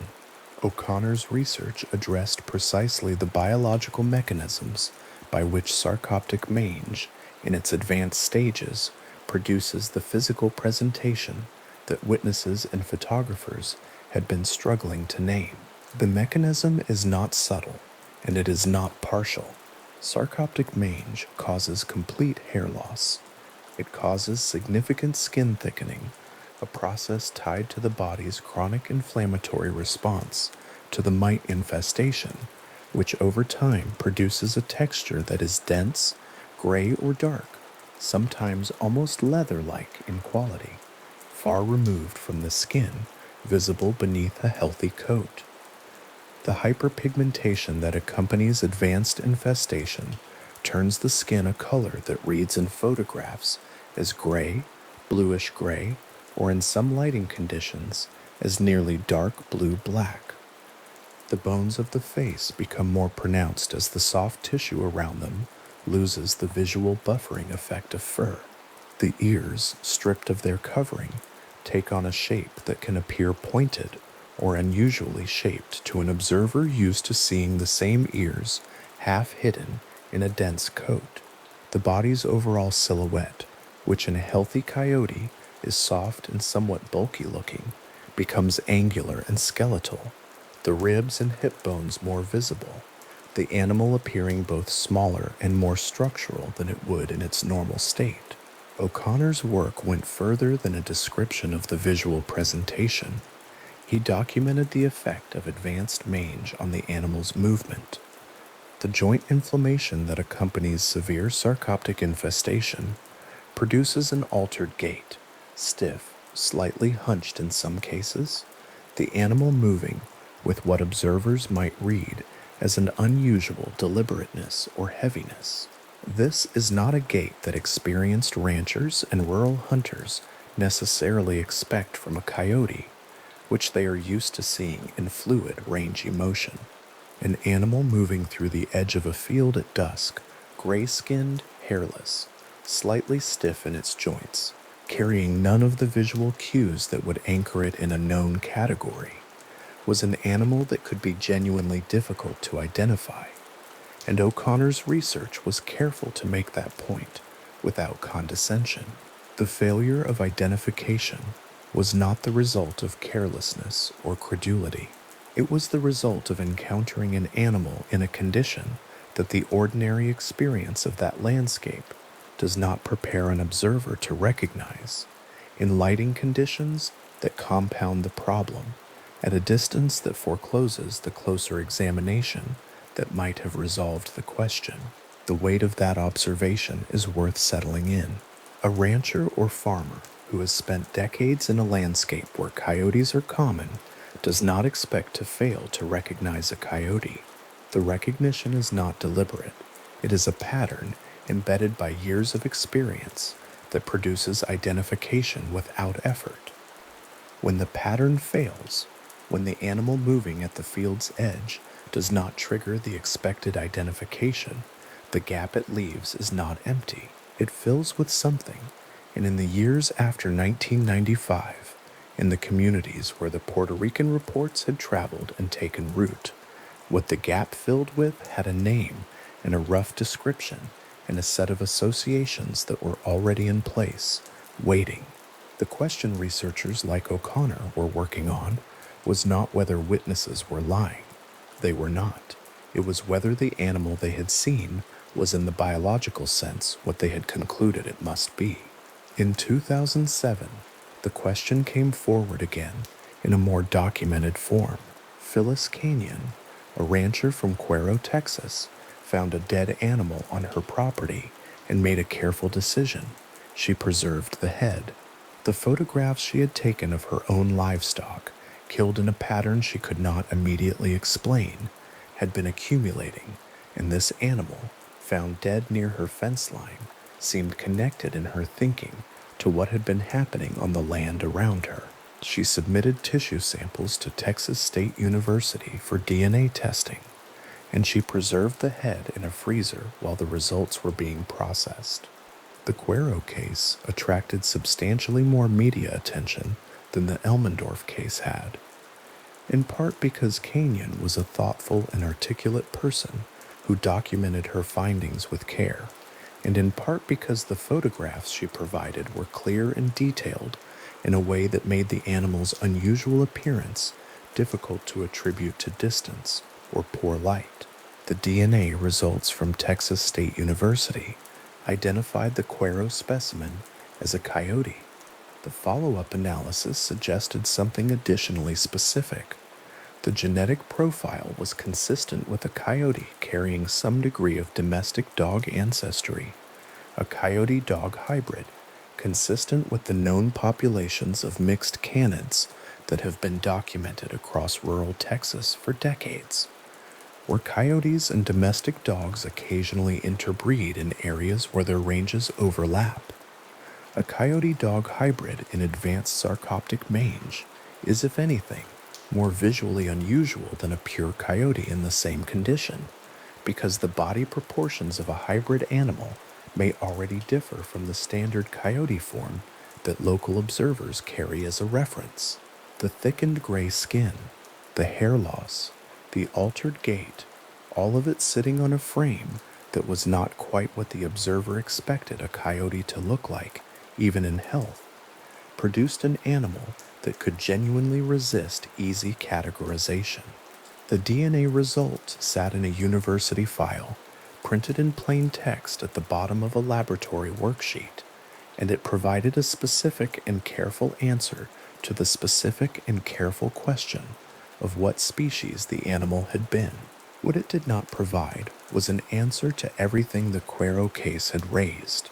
Canyon's photographs of her dead livestock, the small wounds, the pattern of the deaths were a separate question, one that the genetic identification of the dead animal did not by itself resolve.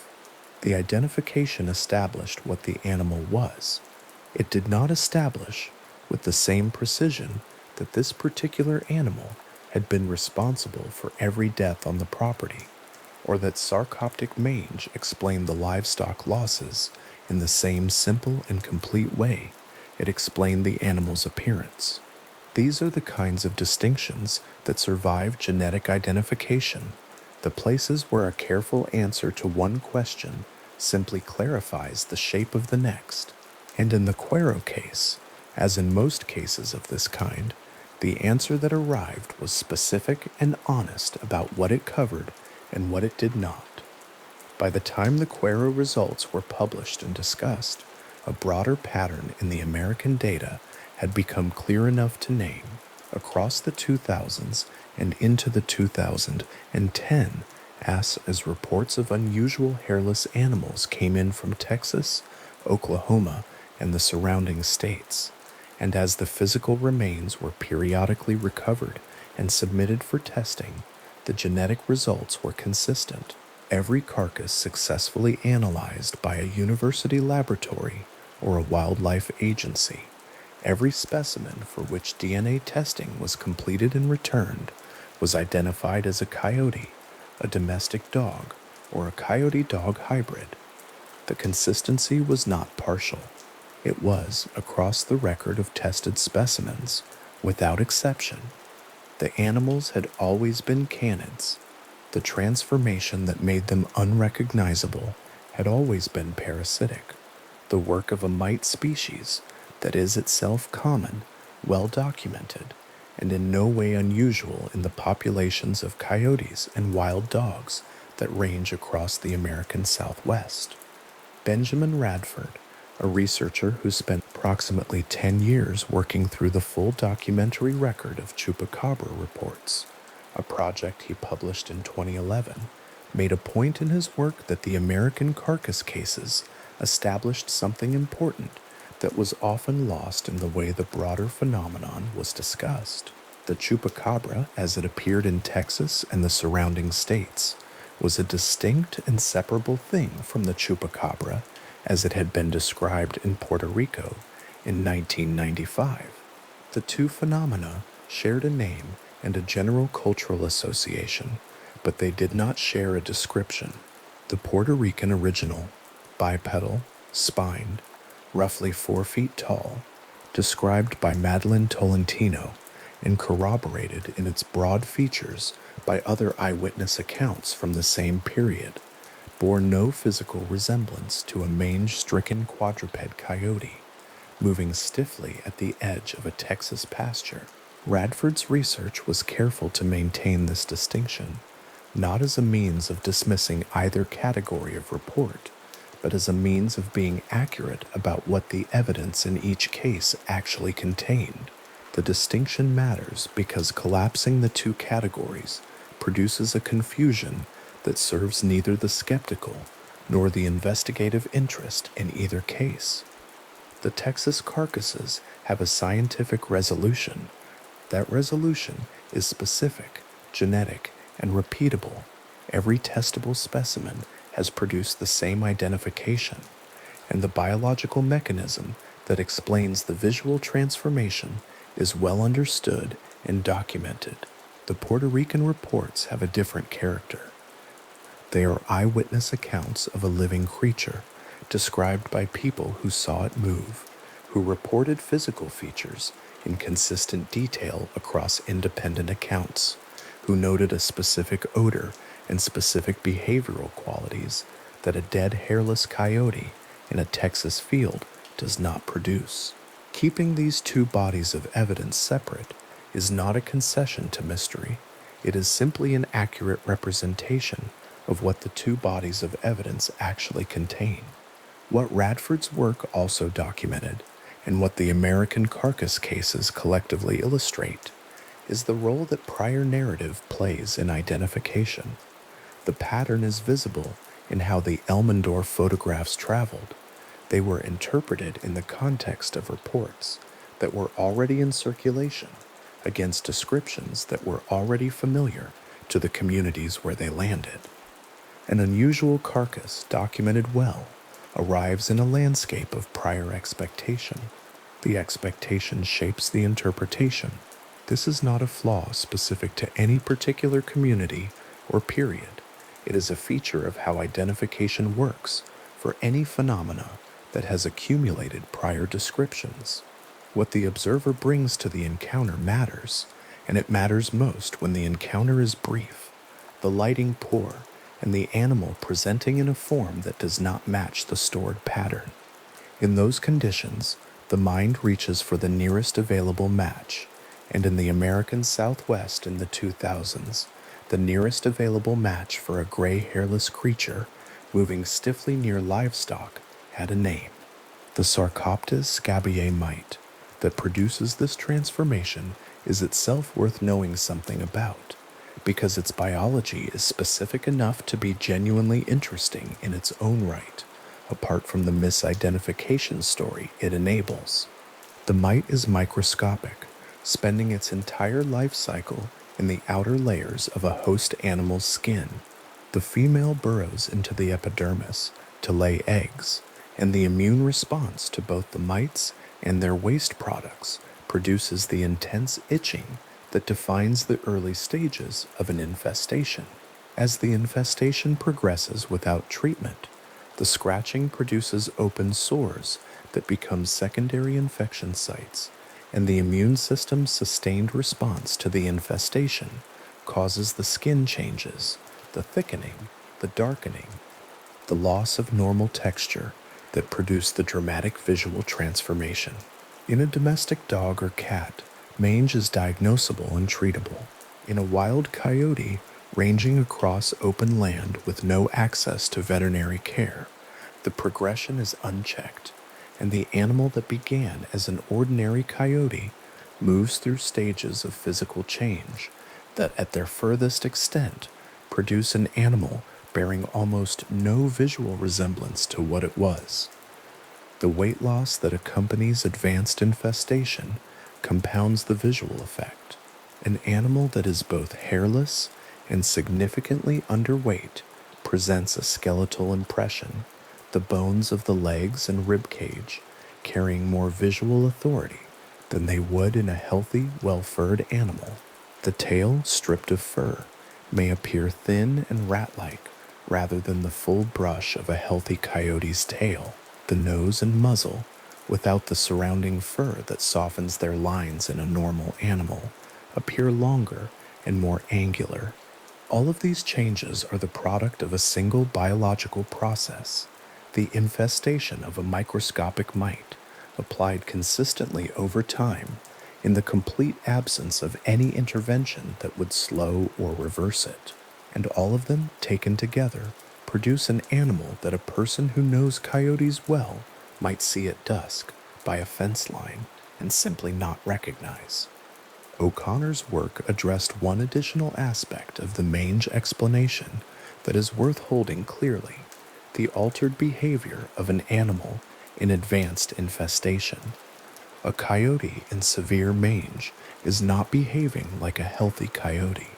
It is itching, and the discomfort of that itch drives it toward behaviors a healthy coyote would not exhibit, approaching structures and buildings in search of surfaces to rub against, moving during hours it would normally avoid, entering spaces close to human habitation that a healthy animal's instincts would counsel away from.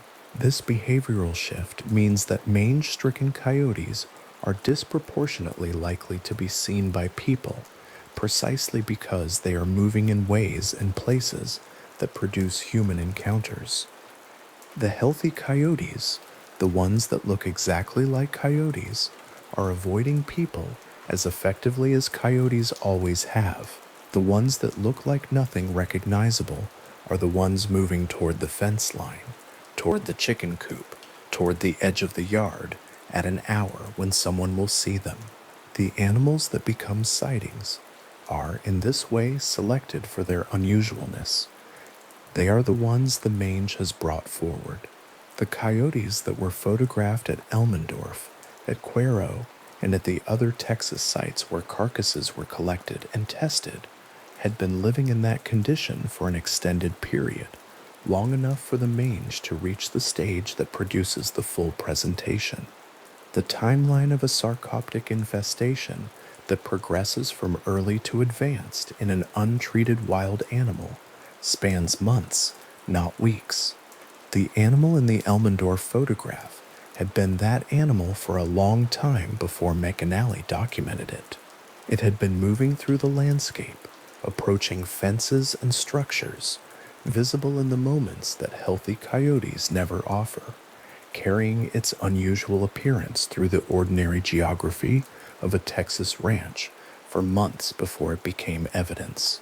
That duration, the slow, unchecked progression of a biological process through the body of an ordinary animal, is part of what the genetic result eventually contained, compressed into a species name and a parasitological finding on a laboratory sheet.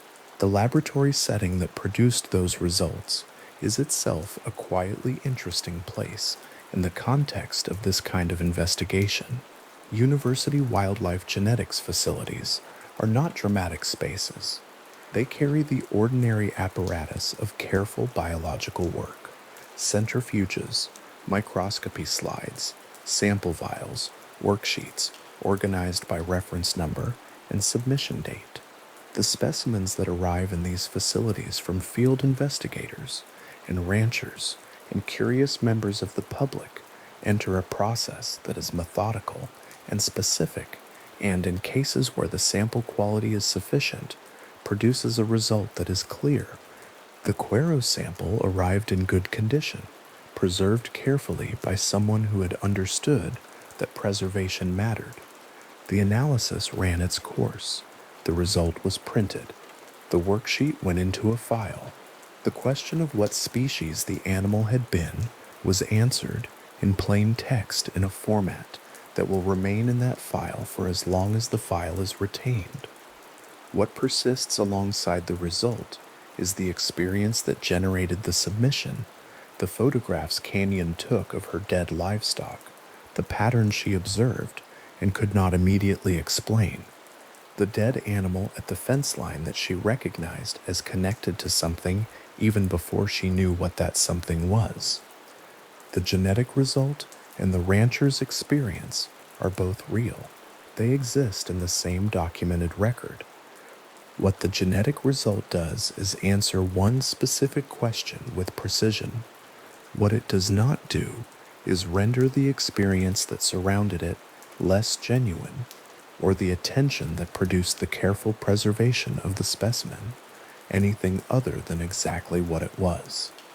The responsible decision of someone who understood that evidence matters, and that evidence to matter has to be preserved.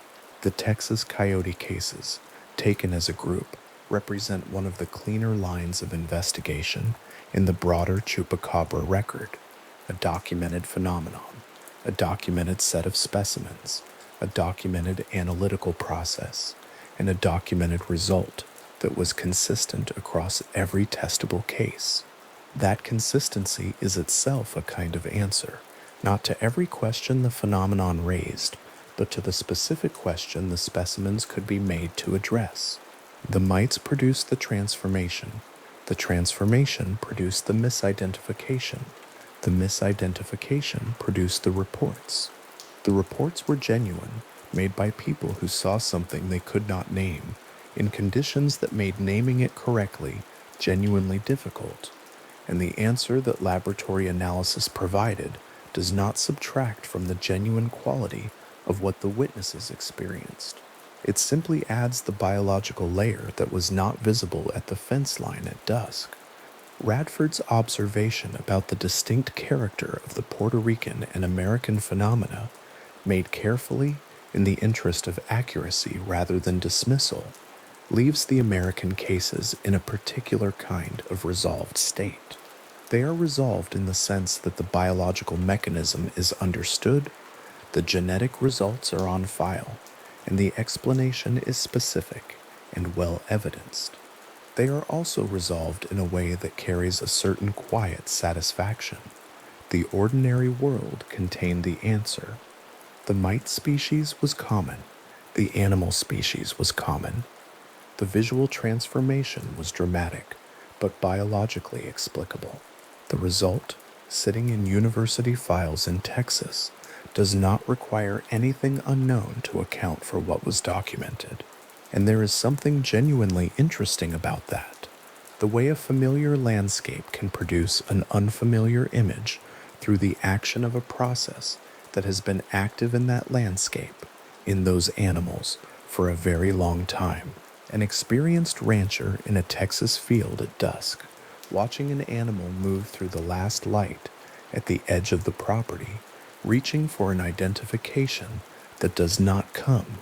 That person is not making an error so much as encountering the outer edge of a familiar world. The animal is in the database of things they know, but the infestation has moved it outside the perceptual range where that knowledge operates. What the laboratory later finds, printed at the bottom of a worksheet in the reference number column of a university file, is the animal that was always there, under the condition that had made it briefly impossible to see.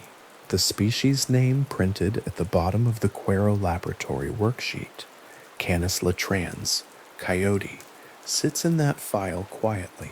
It does not press any further than the question it was asked to answer. The worksheet is dated. The sample reference is recorded. The analysis method is noted in the adjacent column. It is a document in the specific, contained sense that all laboratory records are documents made to answer one question, filed, retained.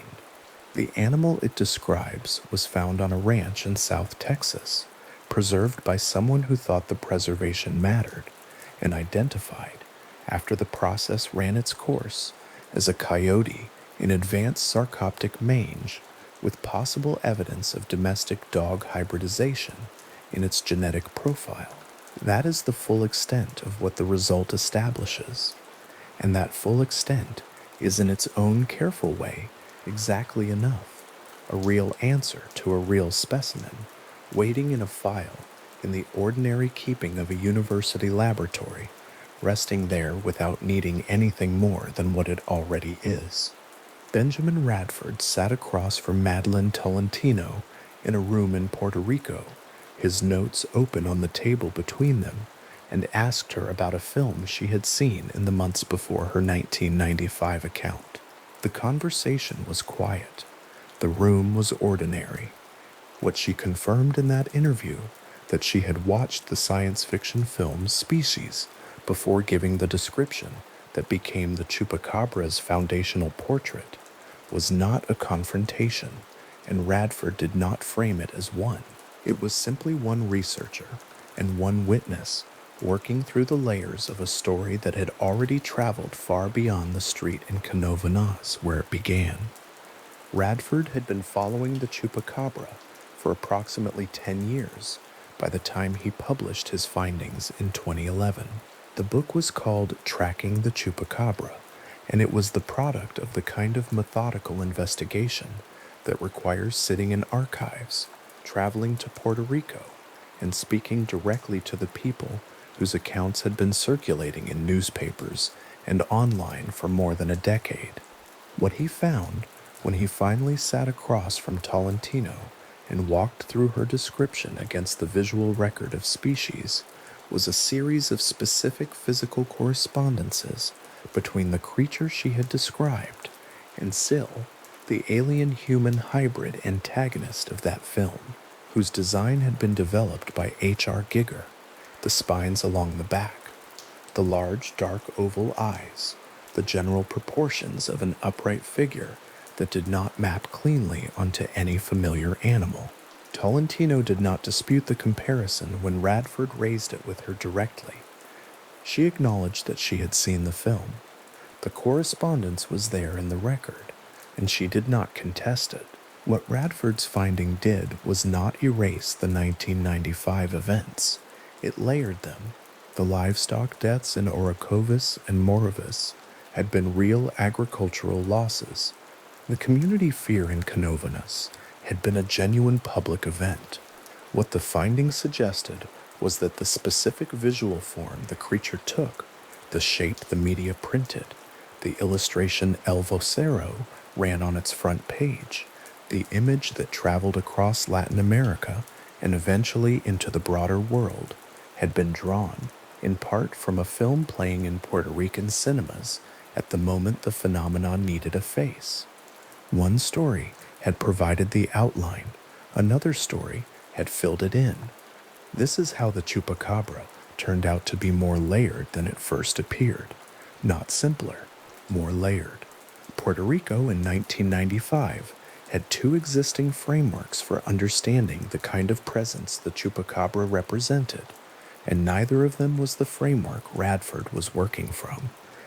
The island's spiritist tradition, known as Espiritismo, had deep historical roots in Puerto Rican culture, a practice concerned with the nature of spiritual entities, their capacity for benevolent and malevolent action in the physical world, and the conditions under which they made themselves known.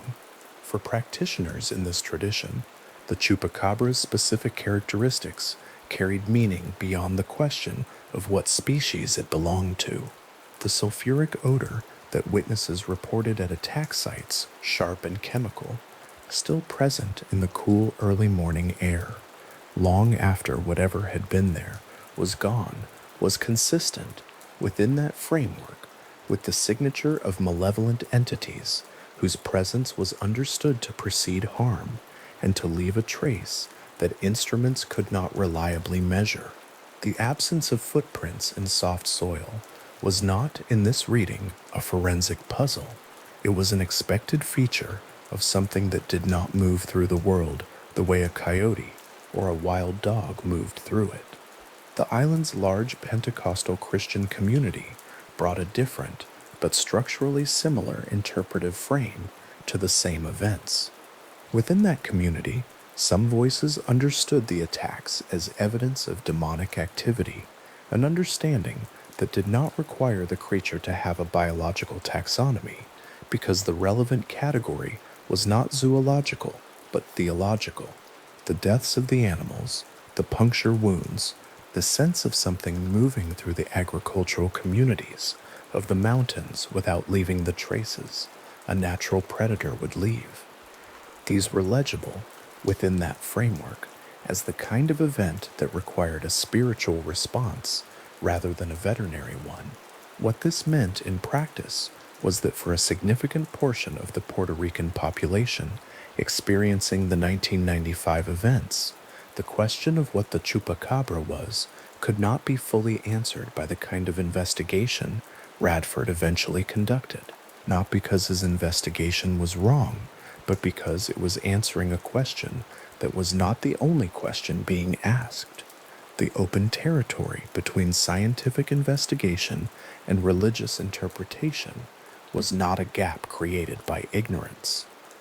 It was a gap created by the fact that different communities were describing different things when they used the same word. The Chupacabra moved into music. This happened in northern Mexico in the mid to late 1990s. In the corrido tradition, a form of ballad with a long history of narrating real and legendary events, from border crossings to famous outlaws to battles that had become part of regional memory. When livestock deaths began appearing in the agricultural regions of Sinaloa and Jalisco in 1996, the Puerto Rican template was already available, already named, already attached to a specific image. Corrido musicians took that material and placed it inside landscapes their audiences recognized, the particular quality of light on dry fields, the stone walls around small livestock pens, the sound of animals disturbed at night. The creature moved from an island in the Caribbean into the geography of rural northern Mexico, and in doing so it changed. It was still called the Chupacabra. The name had not changed, but the setting had, and with the setting came the associations of a different region's fears, a different agricultural history, a different set of things that people in those communities had always been wary of finding in their fields at dawn. By the late 1990s, the creature had also moved into Mexican wrestling promotions, into regional television programs, and into the novelty merchandise that followed any figure of sufficient cultural weight into the commercial sphere. A small figure with spines down its back, standing upright in the posture witnesses had described, found its way onto keychains and painted ceramics and the kind of printed material that accumulates in tourist markets. The Chupacabra had become, in the space of roughly 4 years, something that sold. What this meant for the phenomenon itself was a gradual loosening of the connection between the word and the specific 1995 events in Puerto Rico. When a thing has a keepsake form, it has already begun to separate from its origin. The creature on the keychain does not carry the weight of the chicken pens in Orocovis or the municipal patrols in Canovanas. It carries the outline, the spines, the upright posture, the large eyes stripped of the particular circumstances that gave those features their original context. And what travels is the outline, because the outline is portable in a way that the context is not. Jose Soto, who had organized the armed civilian and police patrols through Canovanas in 1995, who had walked dark fields at night, carrying a cage and lending the phenomenon an unusual degree of official legitimacy, had in doing so also attached his municipality permanently to the creature's origin story. By the time of his subsequent tenure in local politics, Canovanas had become the recognized hometown of the Chupacabra in Puerto Rico's tourism landscape. A large sculptural representation of the creature had become one of the town's most photographed landmarks, painted, standing upright, its spines visible against the sky on an ordinary afternoon. The same figure that had been described in that residential street nearby, now rendered in permanent form in a public space that anyone could stand beside and record an image of. The patrols of 1995 had, in the end, produced something they had not been organized to produce, a destination. There is something quiet about this transformation, and it does not require judgment. Communities build monuments to the things that marked them. The year 1995 had marked Canovanas, the media attention, the fear, the armed knights in the fields, the sense that something was happening that municipal authority needed to respond to visibly. The sculpture by the road was the long echo of that year, settled into concrete form, standing in ordinary daylight in a town that had continued to exist and grow and have unremarkable weekdays long after the patrols ended. Tourists photographed it. Some of them knew the full history. Some of them knew only the outline. Both kinds of photographs looked the same from a distance. Radford's findings about Tolentino and the film Species circulated widely after his book's publication in 2011, and they generated the kind of response that findings of that nature usually generate. Some people found them clarifying, some found them deflating, and some found them irrelevant to the thing they had always understood the phenomenon to be about. The finding did not resolve the question of what had killed the animals in the mountain municipalities of Puerto Rico in 1995. It did not explain the sulfuric odor reported at attack sites. It did not account for the eyewitnesses who had given their accounts before Tolentino's description had circulated widely enough to have influenced them. What it did was establish that the visual form the creature had taken in the media, the specific image that had traveled across Latin America, had a traceable origin in a piece of popular fiction, and that origin mattered to the documentary record, whether or not it resolved every question the phenomenon had raised. The documentary record is not the same as the phenomenon. This is a distinction worth holding. What Radford could track was the record, the newspaper accounts, the witness interviews, the physical correspondences between a filmed creature and a described one.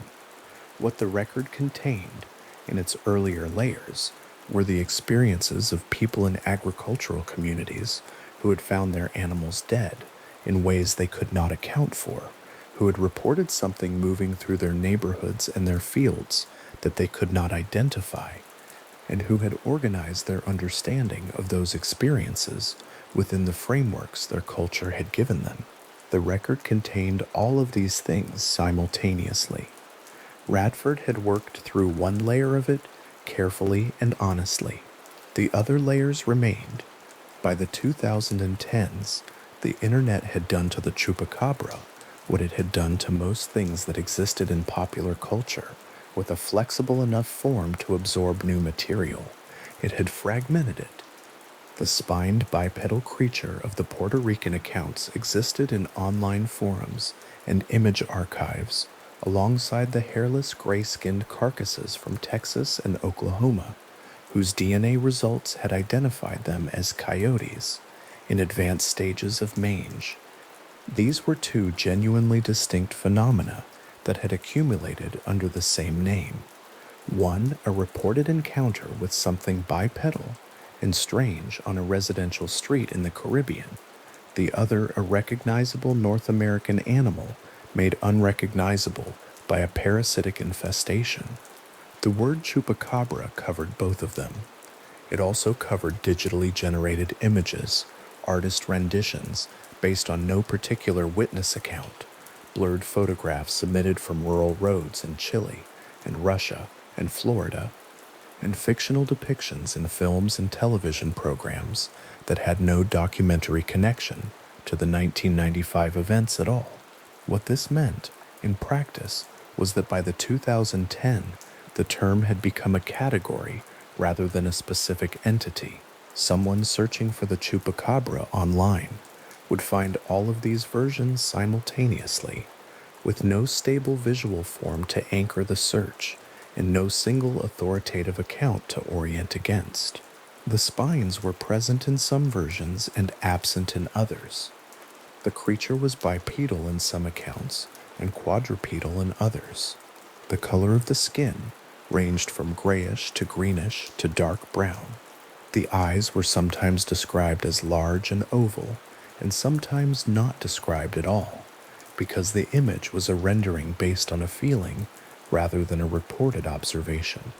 The 1995 origin had not disappeared from this landscape, but it had to share the landscape with everything else that had accumulated in the decades since, and there was no mechanism by which the original could assert its priority over the accumulated additions.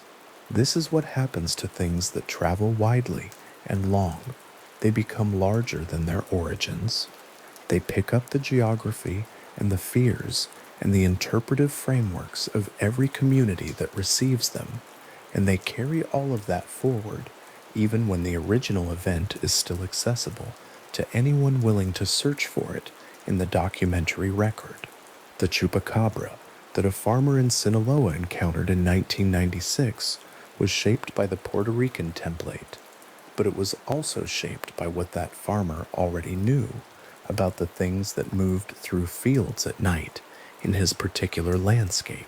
The Chupacabra that appeared in a corrido performed at an outdoor venue in northern Mexico in the late 1990s was shaped by the ballad tradition's understanding of how threats to agricultural life should be narrated with specificity, with place names, with the weight of a real loss against a particular stretch of ground. The Chupacabra that appeared in a forum thread in 2011, posted by someone who had seen a blurred photograph of something on a rural road, was shaped by everything that had happened to the story between 1995 and that moment, including Radford's findings and the Texas DNA results, and the corridos and the sculpture in Canovanas, and the film Species and the livestock deaths that had never been fully explained. All of these versions are in the record somewhere. None of them has displaced the others. The spiritist interpretation of the 1995 events has its own documentary trail, separate from the newspaper accounts, in the agricultural reports and the DNA analyses. It exists in the testimonies of practitioners who were asked about the phenomenon during and after 1995, in the published writings of researchers who covered the religious dimensions of the crisis alongside its zoological and forensic dimensions, and in the broader scholarly literature on espiritismo in Puerto Rico, which predates the Chupacabra by well over a century. Within that literature, the 1995 events are one entry in a much longer account of how Puerto Rican communities have understood the relationship between the physical and spiritual worlds, an account that places the Chupacabra inside a tradition of documented encounters with presences whose nature was understood to exceed what a biological taxonomy could capture. To this is not, from within that tradition, a competing explanation for the livestock deaths. It is a different level of explanation, addressing a different set of questions. The questions it addresses are not the questions a parasitologist or a veterinary inspector would approach first. They are questions about what the presence of such a thing means, within a framework in which meaning is understood to be embedded in events rather than projected onto them afterward. The answers the Spiritist tradition offers are answers to those questions, addressed to people for whom those questions are the prior ones. The forensic questions and the spiritual questions were not in 1995 settled by the same kind of investigation, and they have not been settled by the same kind of investigation since. There is a document that still exists. It exists in the sense that physical documents exist. Paper, ink, the particular aging that paper undergoes over decades, the way type holds on a page even as the margins yellow, and the binding of a folder softens with time. It is the open case file of the 1995 Canovanas reports, the municipal records, the journalistic notes, the agricultural tallies, the witness accounts that were collected during those months when the story was new and the fields were still being walked at night by people carrying lanterns and wire cages. Not all of it is in one place. Some of it is in municipal archives. Some of it is in the records of newspapers, whose files have been digitized in part and left in physical storage in part. Some of it lives in the notebooks of researchers who visited Puerto Rico during and after 1995 and wrote down what they were told by the people who had been there. The folder has not been formally closed because there is no formal closing mechanism for something of this kind. The livestock deaths happened, the witness accounts were given, the investigations were conducted, the findings were published, and the questions that the investigations could not answer remained in the record alongside the findings that they could. This is what open cases look like when they belong to no single institution with the authority to declare them resolved.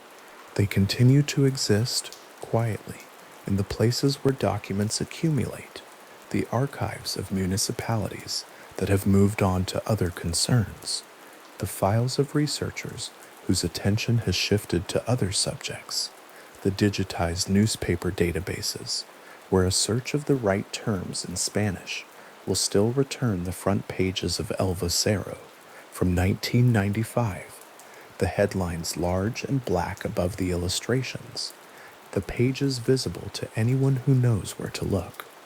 The sculpture in Canovanas stands in ordinary daylight.